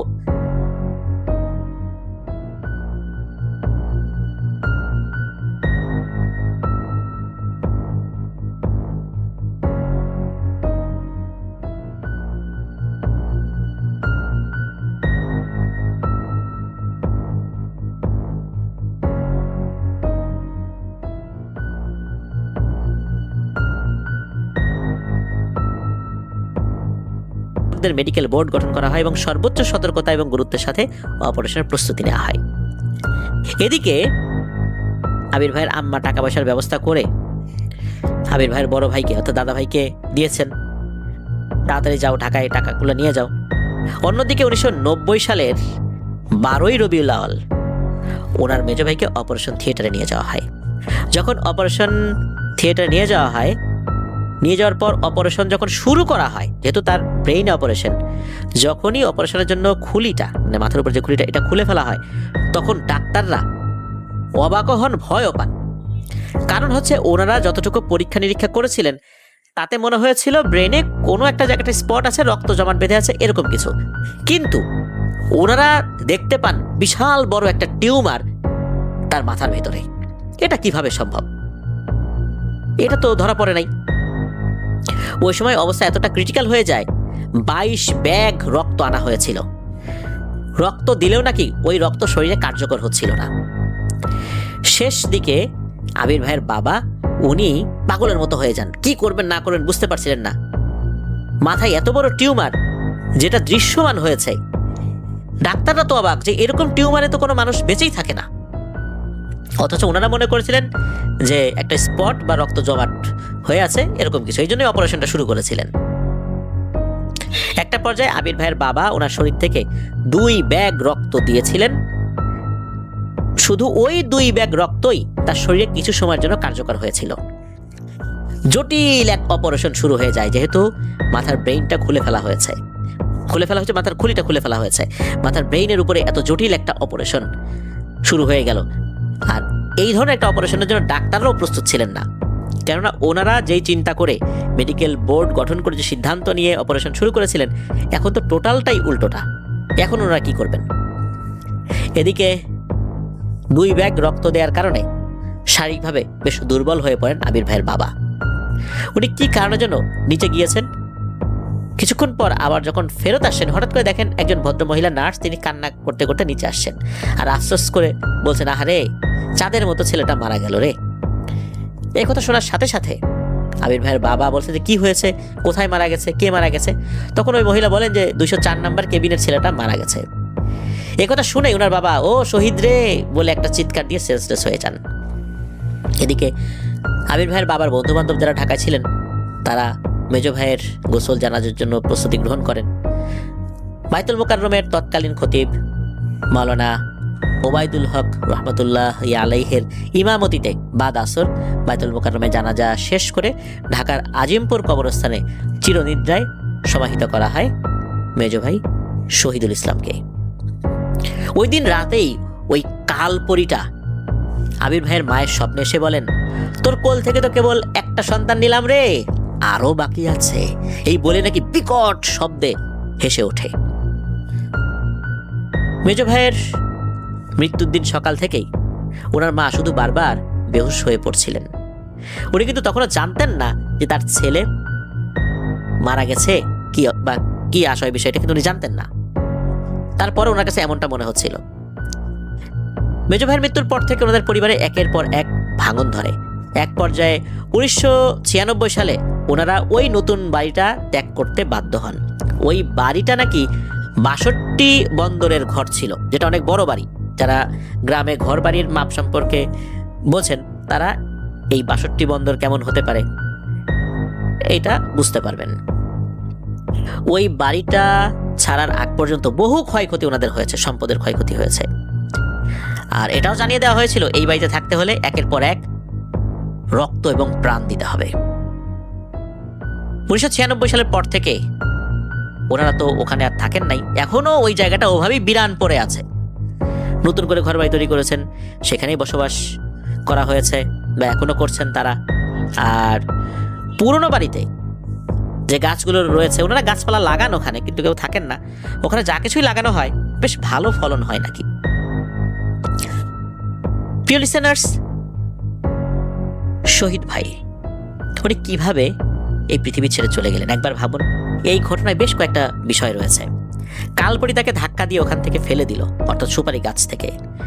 এরপরেই তার সাথে বিভিন্ন সমস্যা শুরু হয়ে গেল, স্পেশালি তার ব্রেইনের সমস্যা।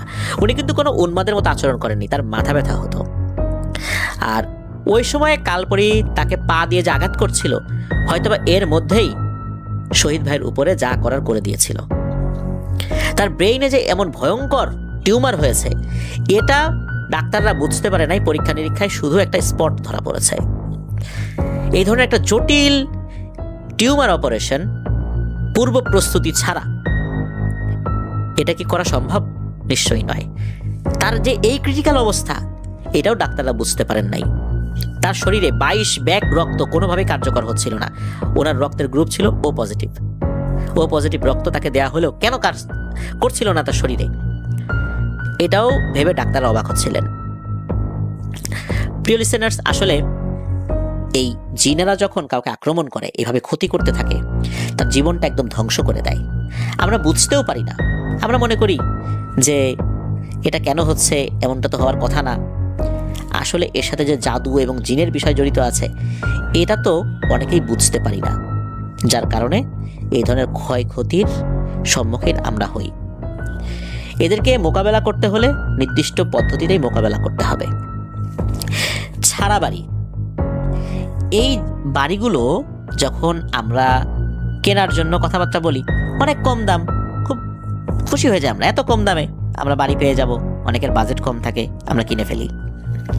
এরপর দেখা যায় যে আমরা কোথাও বাসা ভাড়া নিতে গেলাম, দেখা যাচ্ছে যে আমাদের যে টার্গেট ছিল তার থেকেও কম টাকায় বাসা ভাড়া পেয়ে গেছি। আমরা খুশি হয়ে যাই, সাথে সাথে অ্যাডভান্স দিয়ে ওই বাসায় উঠে পড়ি। তারপর শুরু হয়ে যায় বিভিন্ন ধরনের ঝামেলা। এই জন্য আমি আমার বলা ঘটনায় বিভিন্ন সময় বলেছি প্রিয় লিসেনার্স, সেটা হচ্ছে যে কোনো জায়গা কেনার সময় বা কোনো বাড়ি কেনার সময় বা কোনো বাসা ভাড়া নেওয়ার সময় যদি আমরা দেখি যে অস্বাভাবিক রকমের কম টাকায় রাজি হয়ে গেছে বাড়ির মালিক, তাহলে বুঝতে হবে কোনো সমস্যা রয়েছে। হয় সেই জায়গার কাগজপত্রের সমস্যা আছে, না হলে এই ধরনের ভুতুরে সমস্যা আছে। এই জন্য এই বিষয়গুলো আমরা পুঙ্খানুপুঙ্খরূপে তদন্ত করে তারপর চেষ্টা করব সেই জায়গা কেনার। বিষয়টা যেন আল্লাহ আমাদেরকে বোঝার তৌফিক দান করেন।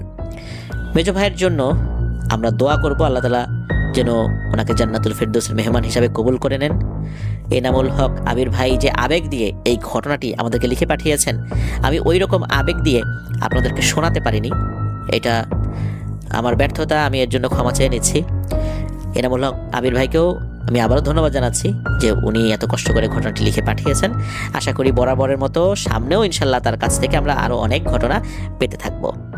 প্রিয় লিসেনার্স, চলে যাব আমাদের এবারের উইন্টার হরর কার্নিভালের চতুর্থ এবং শেষ ঘটনায়। আর এই ঘটনাটি আমাদেরকে পাঠিয়েছেন আপনাদের সকলের প্রিয় বাগেরহাটের মাশফিক আহমেদ ভাই। চলুন শুরু করি সেই ঘটনাটি।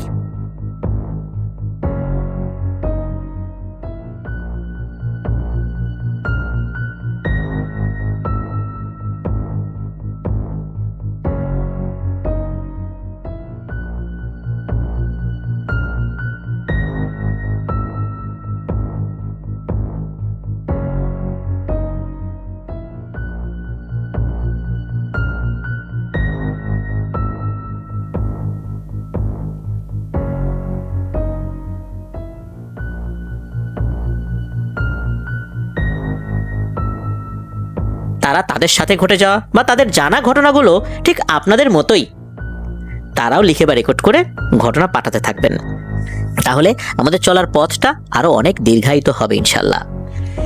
চলুন ঘটনা শুরু করি। মাশফিক ভাই যে ঘটনাটি পাঠিয়েছেন আমাদেরকে, এই ঘটনাটি খুলনা জেলার সুন্দরবন ঘেঁষা একটি এলাকায় ঘটেছিল 1965 সালের দিকে। এই ঘটনাটি মাশফিক ভাইকে যিনি দিয়েছেন তার বাড়ি খুলনা জেলাতেই। সেই ভাইয়ের নাম হচ্ছে জহির। জহির ভাই তার নানির মুখে এই ঘটনাটি শুনেছিলেন 2002 সালে। আফনান হর ওয়ার্ল্ডে মাশফিক ভাই ঘটনা পাঠান। এটা যখন এই জহির ভাই জানতে পেরেছেন, তখন মাশফিক ভাইকে উনি এই ঘটনাটি শেয়ার করেছেন। জহির ভাইয়ের নানি তো 2002 সালে ঘটনাটি বলেছিলেন, উনি জিনিসটা মনে করে রেখেছিলেন। নানির বাড়ি ছিল সুন্দরবনের কোলঘেঁষা কোন একটি গ্রামে। 1965 সালের দিকে ওই সময়ে ওই এলাকায় অনেক ডাকাতি হতো। এখনো কিন্তু সুন্দরবন এলাকায় বন ডাকাত বা বনদস্যুর কিন্তু অভাব নাই। প্রায় রাতেই কোনো না কোনো বাড়িতে ডাকাতি চলতোই। ডাকাতির ভয়ে সম্পদশালী লোকজন মাটির নিচে গুরুত্বপূর্ণ জিনিস যেমন সোনা, গহনা, টাকা, বিভিন্ন জিনিস লুকিয়ে রাখত। তৎকালীন একজন নাম করা ডাকাত ছিল, তার নাম হচ্ছে আলতাফ ডাকাত। খুলনা আশেপাশে আলতাফ ডাকাত খুবই দুর্ধর্ষ ডাকাত হিসেবে কুখ্যাতি লাভ করেছিল। মানুষ তো দূরের কথা, বনের বাঘও নাকি তার নাম শুনে ভয়ে কাঁপতো। মানে মানুষ বলতো আর কি, মানে তার অবস্থা এমন পর্যায়ে চলে গেছিল। মানুষ এতটা ভয় করতো, মানুষ বলতো যে আলতাফকে দেখে বাঘও কাঁপে, মানে তাকে দেখলে বাঘও কাঁপে, এমন একটা অবস্থা। আলতাফ ডাকাত যে বাড়িতে ডাকাতি করতো, সে বাড়িতে সকল দামি জিনিসপত্র, টাকা পয়সা তো সাথে নিতই। কেউ যদি কোনো শব্দ করতো খালি, তাহলে সেখানেই তার মৃত্যুদণ্ড কার্যকর করত। মানে তার মৃত্যুদণ্ড দেয়া হতো। আলতাফ ডাকাত সে নিজেই মৃত্যুদণ্ড দিত, যে ওর মৃত্যুদণ্ড ঘোষণা করলাম, আর তার যে সমস্ত ডাকাত দলের সদস্যরা ছিল তারা এই দণ্ডটা কার্যকর করত। মানে সে নিজেই এক বিচারক সেজে বসতো। তার কথা ছিল শব্দ করলেই সে মৃত্যু পরোয়ানা জারি করবে। খুবই কঠিন হৃদয়ের মানুষ ছিলেন এই আলতাফ ডাকাত। কত পরিবারকে ডাকাতি করে নিঃস্ব করেছে, কত মানুষের জীবন যে শেষ করেছে এই আলতাফ ডাকাত, তার কোনো হিসাবই নাকি নেই। আলতাফ ডাকাতের দলের সদস্য ছিল মোট 12 জন। এরা সবাই খুবই দুর্ধর্ষ ডাকাত ছিল। আশেপাশে আরো কয়েকটা ডাকাত দল থাকলেও আলতাফ ডাকাতের ভয়ে অন্য গ্রুপও বুঝে শুনে বিভিন্ন এলাকায় ডাকাতি করতে যেত, যেন আলতাফের গ্রুপের সাথে দেখা না হয়। আর আলতাফের যে এলাকা, ওই এলাকায় যেন ওরা প্রবেশ না করে। যদি শুধু আলতাফের এলাকায় প্রবেশ করে ডাকাতি তারা করতো আর এটা আলতাফের কানে যেত, তাহলে কি অবস্থা হতে পারে, তাহলে তো প্রিয় লিসেনার্স আপনারাই বুঝতে পারতেছেন। ওই ডাকাত গ্রুপকেই নিশ্চিহ্ন করে দিত। এরকম অনেক ডাকাত গ্রুপকে একদম নিশ্চিহ্ন করে দিয়েছে। না বুঝে তার এলাকায় ডাকাতি করতে আসছে, ওদেরকে ধরে একদম শেষ। এই কারণে ওর এলাকায় অন্য কেউ ডাকাতি করার সাহস পেত না।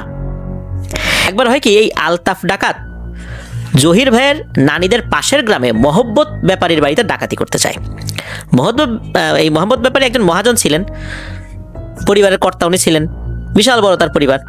মানুষ হিসেবে যেমন ভালো মানুষ ছিলেন, তেমনি এলাকার মানুষকে অনেক সাহায্য সহযোগিতাও করতেন। এদের অনেক সম্পদ এবং অর্থ টাকা পয়সা ছিল। ডাকাতির রাতে মহম্মদ ব্যাপারী সেদিন বাড়িতেই ছিলেন। গ্রামের মানুষ এমনিতেই তাড়াতাড়ি ঘুমিয়েই যেত। আর সেই 1965 সালের দিকে তো সন্ধ্যার পরই মানুষ খেয়ে দিয়ে ঘুমিয়ে পড়তো। তখন তো এখনকার মতো এত ঘন বসতিও ছিল না, দূরে দূরে বাড়ি ছিল, বেশিরভাগ এলাকাতে জঙ্গল এগুলো ছিল। যেদিন আলতাফ ডাকাত মহব্বত ব্যাপারীর বাড়িতে ডাকাতি করতে যায়, সেদিন তারা 9 জন সদস্য গিয়েছিল। বরাবরের মতোই আলতাফ ডাকাতের নেতৃত্বেই সেদিন রাতে মহব্বত ব্যাপারীর বাড়িতে ডাকাতি করার জন্য সবাই আগানো শুরু করেছে। গভীর রাত হঠাৎ মহব্বত ব্যাপারীর বাড়িতে গিয়ে আতঙ্ক সৃষ্টি করেন এই ডাকাত দল। এরপর মহম্মদ ব্যাপারী সহ বাড়ির লোকজন বাইরে আসলে তাদের হাত পা বেঁধে চলে লুটপাট। মহব্বত ব্যাপারীর বোন চিৎকার করলে আলতাফ ডাকাত বড় একটা দায়ের পেছন সাইড দিয়ে তার মাথায় কয়েকটা বাড়ি দেয়। এতে মহব্বত ব্যাপারী সেখানেই মাটিতে লুটিয়ে পড়ে মারা যান। সবার সামনেই এই ঘটনা ঘটে। উপস্থিত সবাই নিরুপায় হয়ে সবকিছু দেখছে। মহব্বত ব্যাপারীর বোনকে যে কেউ ধরবে বা তার কাছে যাবে সেই সুযোগটাও কাউকে দেওয়া হয়নি। উল্টো বাড়ির সকল সোনা গহনা টাকা পয়সা সহ দামি জিনিসপত্রগুলো তারা বাড়ি থেকে ডাকাতি করে যখন বের হচ্ছে, তখন মহব্বত ব্যাপারী আলতাফ ডাকাতকে উদ্দেশ্য করে বলে, আমার সব কিছু নিয়ে যা, আমি কিছু বলবো না, কিন্তু দয়া করে আমার পিতলের বক্সটা দিয়ে যা, ওটা নিস না। একথা শোনার পর এই আলতাফ ডাকাত রাগে মহব্বত ব্যাপারীর কাছে এসে তাকেও কয়েকটা উপর্যুপরি কিল ঘুষি মারে। তখন মহব্বত ব্যাপারী বারবার আলতাফ ডাকাতকে বলেছিল, আমার এই বাক্সটা নিস না, তোদের পা ধরি, আমার বাক্সটা আমাকে দিয়ে যা, খুব খারাপ হয়ে যাবে রে তোদের, তোরা বিপদে পড়ে যাবি, অনেক বড় বিপদে পড়ে যাবি। কে শোনে কার কথা? আলতাফ ডাকাত সব কিছু লুটপাট করে নিয়ে যায়। মহব্বত ব্যাপারী তখন তার বোনের কাছে গিয়ে কান্নায় ভেঙে পড়েন। এরপর তারা ঘরে গিয়ে দেখেন তাদের দামি জিনিসপত্র, টাকা পয়সা, সোনা গহনা কিছুই আর অবশিষ্ট নেই।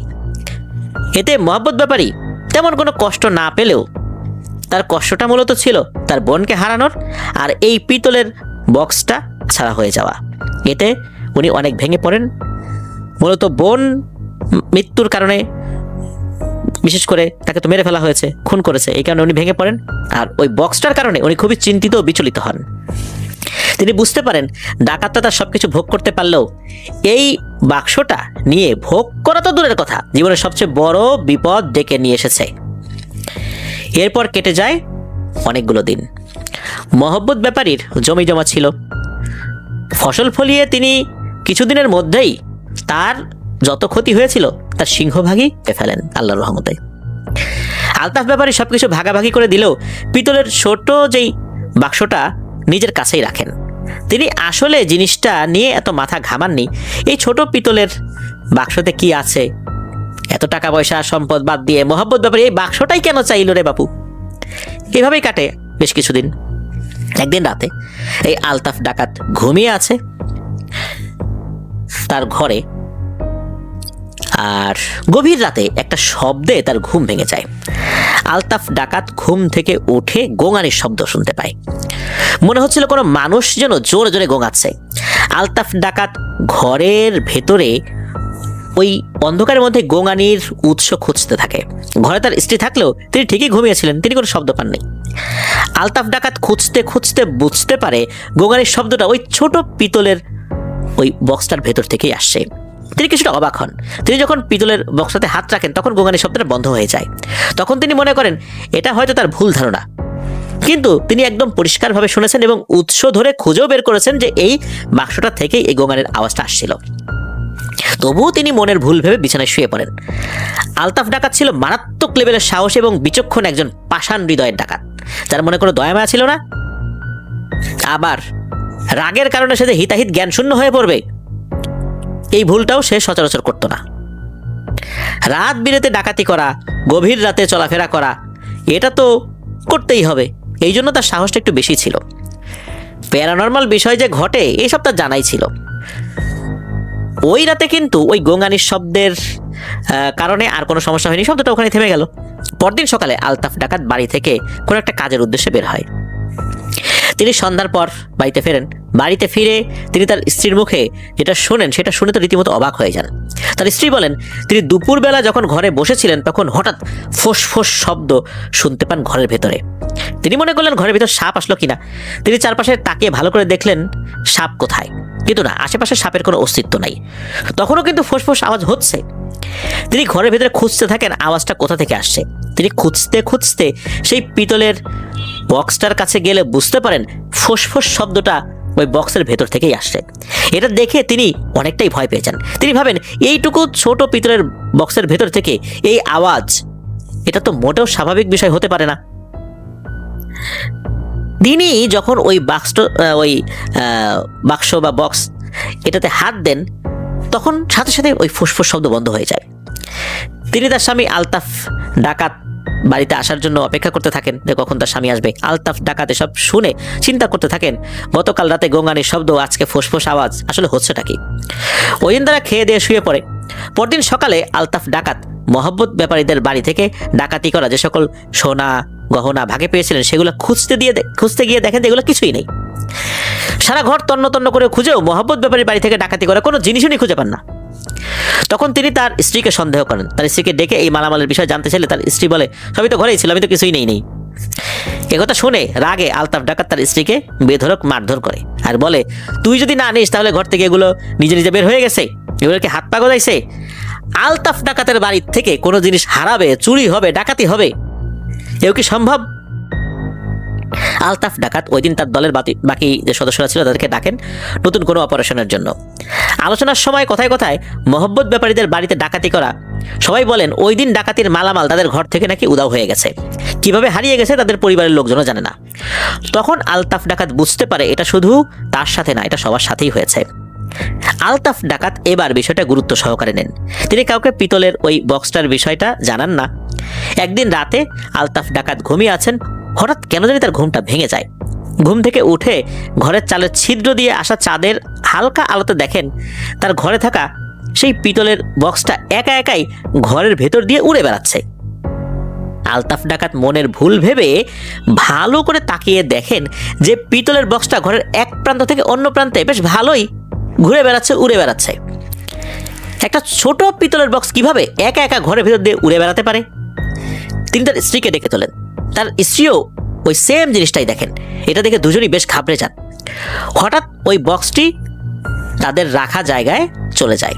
ওই রাতে আর তেমন কিছু হয় না, জাস্ট এতটুকুই। পরদিন সকাল থেকে আলতাফ ডাকাতের মেয়ে অসুস্থ হয়ে পড়ে। জ্বরে একদম শরীর বিছানার সাথে লুটিয়ে পড়ে, আর শরীরে মারাত্মক বিষ ব্যথা। ডাক্তার কবিরাজ দেখালে কোনো কাজ হয় না। 3 দিনের মাথায় আলতাফ ডাকাতের মেয়ে মারা যায়।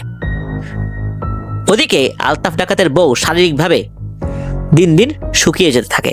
মাঝে মাঝে আলতাফ ডাকাতের স্ত্রী উল্টাপাল্টা বলতে থাকে। তিনি বারবার ওই পিতলের বক্সটার দিকে ইঙ্গিত করে কি যেন দেখান, কিন্তু কাউকে কিছু বলতে পারে না। খালি দেখাচ্ছে, কিন্তু কি দেখছে এটা সে বলতে পারে না। মনে হচ্ছে বলতে গেলে তার মুখটা বন্ধ হয়ে যাচ্ছে, কেউ তার গলা চেপে ধরেছে, কথা বের হচ্ছে না, এরকমটা হচ্ছে। আলতাফ ডাকাতও শারীরিকভাবে মানসিকভাবে অনেকটাই বিপর্যস্ত হয়ে পড়েন। যেদিন থেকে এই পিতলের বক্সটা তার ঘরে এসেছে সেদিন থেকে তার ধ্বংসের শুরু হয়েছে। আসলে সে জীবনে যে পাপ করেছে তার খেসারত হয়তোবা তাকে দিতে হচ্ছে। এইভাবেই কাটে 4 থেকে 5 দিন। একদিন রাতে আলতাফ ডাকাত ওয়াশরুমে যাওয়ার উদ্দেশ্যে বের হয়েছেন। ওয়াশরুম থেকে ফ্রেশ হয়ে উনি যখন ঘরে ঢুকবেন তখন উনি দেখতে পান যে তার ঘরে ঢোকার দরজার সামনেই সেই পিতলের বক্সটা রাখা। তিনি এবার অনেক ঘাবড়ে যান। মনে মনে ভাবেন, এই বক্সটা এখানে কিভাবে আসলো? তিনি চারপাশে তাকান এবং বাড়িতে ঢোকার মুখে বিশাল এক অন্ধকারের কুণ্ডুলি দেখেন। চোখটা এদিক ওদিক সরিয়ে যেই না বক্সটার দিকে তাকিয়েছে, মানে ঘরের দিকে তাকিয়েছে, তখনই দেখে বক্সটা সেখানে নাই। তিনি সাথে সাথে ঘরে ঢুকে বক্সটা যেখানে আছে ওখানে চেক করে দেখেন বক্সটা ওখানেই আছে। তাহলে বক্সটা কিভাবে বাইরে গেল? আর হচ্ছেটা কি? বাইরে ওই কুণ্ডুলিটাই বা কিসের? পিতলের বক্সটা ঘরে আসার পর একটার পর একটা ঝামেলা লেগেই আছে, তো লেগেই আছে। একদিন দুপুরবেলা আলতাফ ডাকাত বক্সটার কাছে গিয়ে দেখে বক্সটা থেকে রক্ত বের হচ্ছে। বক্সটার মুখে ছোট একটা তালা দিয়ে বক্সটার মুখ আটকানো ছিল। তিনি বক্সটা থেকে রক্ত বের হওয়া দেখে তার স্ত্রীকে ডাক দেন। তার স্ত্রীও এসে দেখে সেম ঘটনা, ওই বক্সটা থেকে রক্ত বের হচ্ছে। তখন আলতাফ ডাকাত সিদ্ধান্ত নেন তিনি এই বক্সটা খুলে দেখবেন। এতদিন তিনি বক্সটা খোলেন নাই, কেন জানি তার খুলতে মন চায় নাই, কিন্তু আজকে বক্সটা খুলেই দেখবেন যে বক্সটাতে আসলে আছেটা কি। বক্সটার মুখের তালা ভেঙে আরো অবাক হন। বক্সটার ভিতরে কিছুই নাই। একটু আগে যে রক্ত বের হতে দেখেছে সেটার কোনো চিহ্নই নাই। দুজনই সিদ্ধান্ত নেন বক্সটা দূরে কোথাও ফেলে দিয়ে আসবেন, কারণ বক্সটা ঘরে থাকলে একটার পর একটা সমস্যা তাদের হচ্ছেই। ওদিকে আলতাফ ডাকাতের বাড়ি থেকে 1 কিলোমিটার দূরে একটা নদীতে বক্সটা ফেলে দিয়ে বাড়ির দিকে হাঁটা ধরে এই আলতাফ ডাকাত। যাওয়ার সময় চিন্তা করতে থাকে, যাক আপদটা বিদায় করা গেল, আর কোনো ঝামেলা পোহাতে হবে না। বাড়িতে পৌঁছে কি মনে করে যেখানে বক্সটা রাখা ছিল সেদিকে তাকিয়ে সবচেয়ে বেশি অবাক হন এই আলতাফ ডাকাত। শুধু অবাক না, ভয়ও পেয়েছেন। বাড়িতে ফিরে দেখেন যেখানে বক্সটা রাখা ছিল সেখানেই আছে ওই বক্সটা। তাহলে উনি যে একটু আগে বক্সটা নদীতে ফেলে আসলেন, ওটা কিভাবে এখানে ফেরত আসলো? উনি যে বক্সটা দেখছেন এটা আসলেই সেই আগের বক্সটাই, কিন্তু আগের বক্সটা তো উনি সাথে করে নিয়ে গিয়ে একটু আগে নদীতে ফেলে দিলেন। এটা কিভাবে সম্ভব? কিভাবে আসলো এখানে? আলতাফ ডাকাত আর তার স্ত্রী বিষয়টা দেখে অনেক ভয় পেয়ে যান।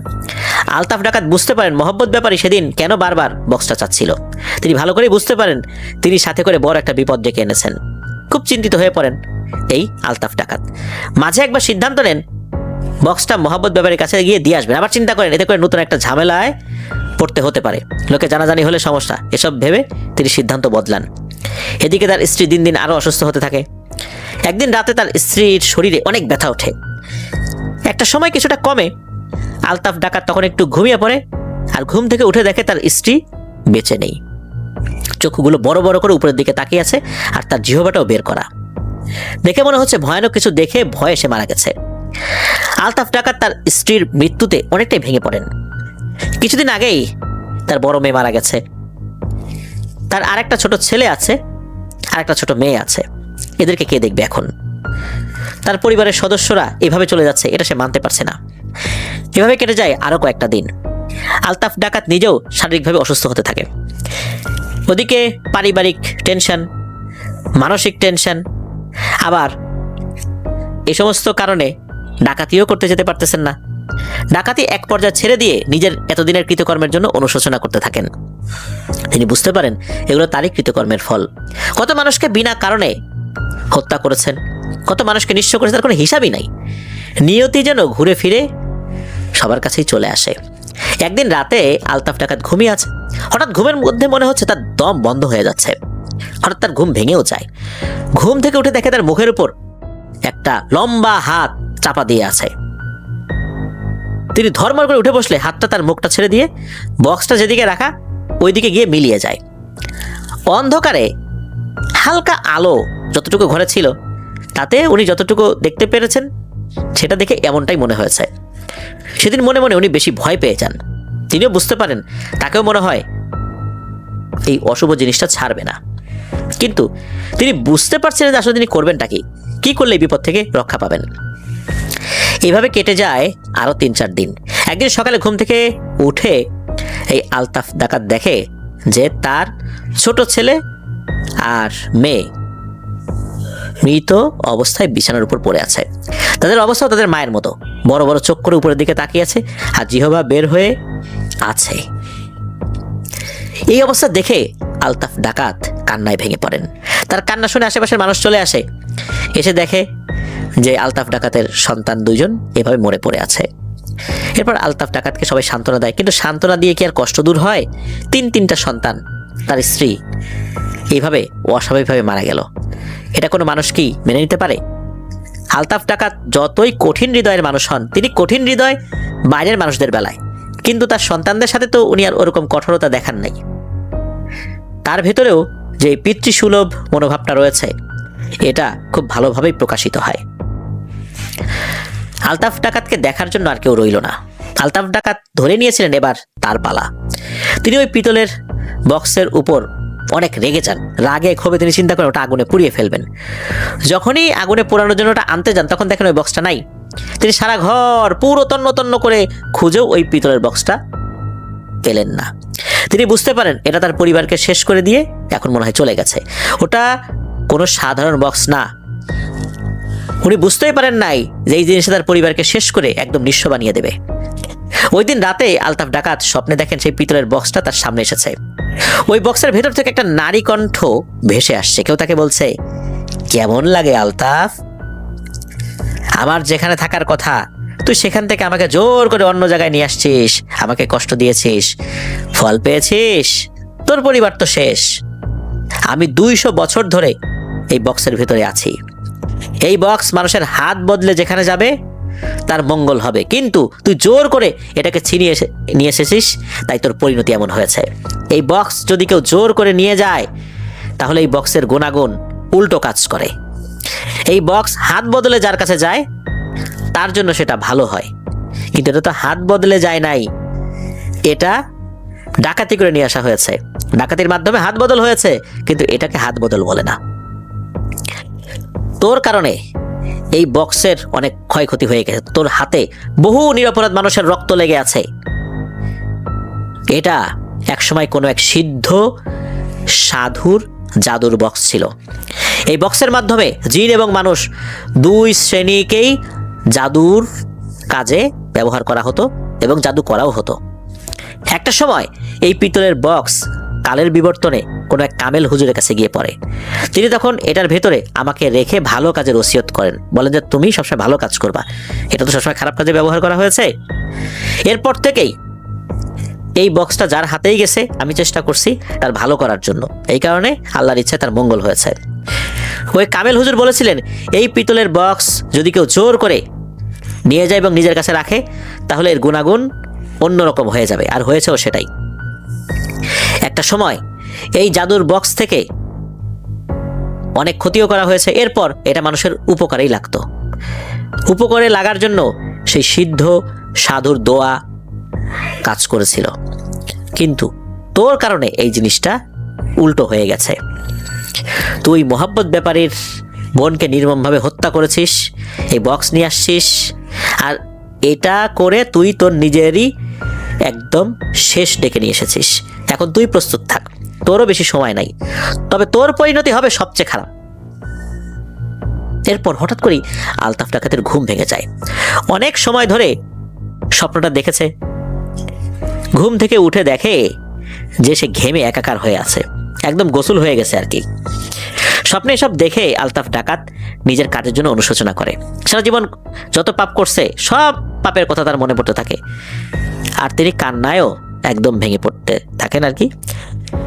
পরদিন তিনি তার বাড়ির পাশের কয়েকজন প্রতিবেশীকে ডেকে সকল ঘটনা খুলে বলেন। এসব ঘটনা শুনে রীতিমতো অবাক হয়ে যায়। আলতাফ ডাকাতকে সান্ত্বনা দেয়। এভাবে করে সারা গ্রামে এই জাদুর বক্সের কাহিনী ছড়িয়ে পড়ে।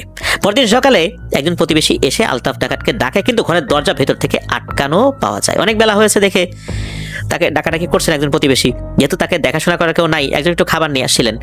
অনেক ডাকাডাকির পর যখন দরজা খোলে না, তখন আরও কয়েকজনকে এনে দরজা ভেঙে যে দৃশ্য তারা দেখেন, এটা কোনো মানুষ দেখতেই চাইবে না। আলতাফ ডাকাতের মাথা খাটের নিচে পড়ে আছে আর শরীরটা বিছানায় উপর হয়ে আছে, রক্তে পুরো খাটের নিচে একদম লাল হয়ে আছে। প্রতিবেশীরা সব ঠিকঠাক করে সকল কাজ শেষ করে আলতাফ ডাকাতকে কবর দেয়। সারা গ্রামে আতঙ্ক ছড়িয়ে পড়েছিল। একটা সময় এই খবর মোহাম্মদ ব্যাপারীর কাছেও পৌঁছায়। তখন তিনি তার পরিবারের কাছে বলেছিলেন তিনি কোনো এক মেলা থেকে ওই পিতলের বক্সটা কিনেছিলেন খুব পছন্দ করে। তিনি যখন পিতলের বক্সটা কিনে রাতের বেলা মেলা থেকে বাড়িতে ফিরছিলেন, তখন তার সামনে ধপধপে সাদা ঘোড়া নিয়ে এসে হাজির হয় এক লোক। সে লোক মোহাম্মদ ব্যাপারীকে বলে, এই বক্সটা খুব যত্নে রাখিস, হারিয়ে ফেলিস না, তোর উপকার হবে। যদি কেউ এটা চুরি করে নিয়ে যায় বা জোর করে নিয়ে যায়, তার বংশ নির্বংশ হয়ে যাবে। তুই যদি এটার যত্ন না করিস তাহলে তোর পরিণতিও খারাপ হবে। এটা বলে ঘোড়াটা চলে যায়। মোহাম্মদ ব্যাপারী সেদিন থেকে পিতলের বক্সটা খুব যত্ন করে ঘরে রেখে দেন। এরপর থেকে আল্লাহর রহমতে তার অনেক উন্নতি হতে থাকে। একসময় তিনি অনেক সম্পদের মালিকও হয়ে যান আল্লাহর ইচ্ছায়। আলতাফ ডাকাত তার সবকিছু নিলেও তিনি কোনো কষ্ট পাননি যতটা কষ্ট পেয়েছিলেন তার এই পিতলের বক্সটি খোয়া যাওয়াতে। এটাই তার জীবনের মোড় ঘুরিয়ে দিয়েছিল। মোহাম্মদ ব্যাপারী এই কথা তার পরিবারকে বলেছিলেন। তার পরিবার আবার প্রতিবেশী যারা আছেন আর কি, তাদেরকে বলেছিলেন বক্সটি আসলে কে বানিয়েছিল, কিভাবে এটা হাত বদল হলো, হিন্দু সাধু এটা কোথায় পেয়েছিল, এটা দিয়ে কি কি জাদু করা হতো, এগুলো অজানাই রয়ে গেছে। এত বছর বক্সটার বয়স হয়েছে, এতটুকু নষ্ট হয়নি। হিন্দু সাধুর থেকে কিভাবে এটা কামেল হুজুরের কাছে গেল, এটাও জানা যায়নি। এটাও অনেক রহস্যের জন্ম দেয়। বক্সটি আলতাফ ডাকাতের মৃত্যুর পর আর কেউ কখনো দেখেনি।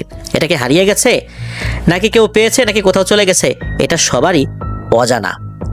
ডাকাতি করতে গিয়ে কোনো সামান্য একটা বক্স মানুষের এমন পরিণতি বয়ে আনতে পারে, এটা আসলেই এক ভয়ঙ্কর রহস্যময় ব্যাপারই বটে। জহির ভাইয়ের নানি তার ভাইয়ের মুখে শুনেছিল ওই সময় এই ঘটনাটা।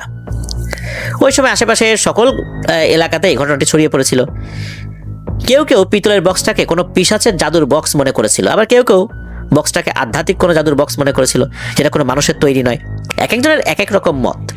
সবচেয়ে বড় কথা হলো, জাদুর বক্স বা অলৌকিক বক্স আমরা যেটাই বলি না কেন, এর আসল রহস্য অজানাই রয়ে যায়। এটাই ছিল ঘটনা। ঘটনাটি আসলে অন্যরকম।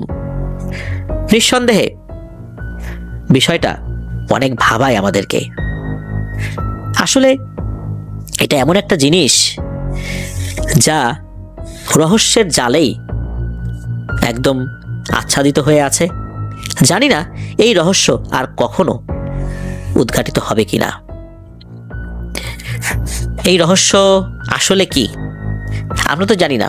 প্রিয় লিসেনার্স, আপনাদের কাছে কি মনে হয় এটা আসলে কি হতে পারে? কমেন্ট সেকশনে কমেন্ট করে জানাতে পারেন। এছাড়া নির্দিষ্ট কোনো ঘটনার রিভিউ আমাদের ফেসবুক গ্রুপে দিতে পারেন। প্রিয় লিসেনার্স, আজকের এই এপিসোড এ পর্যন্তই। যারা আমাদেরকে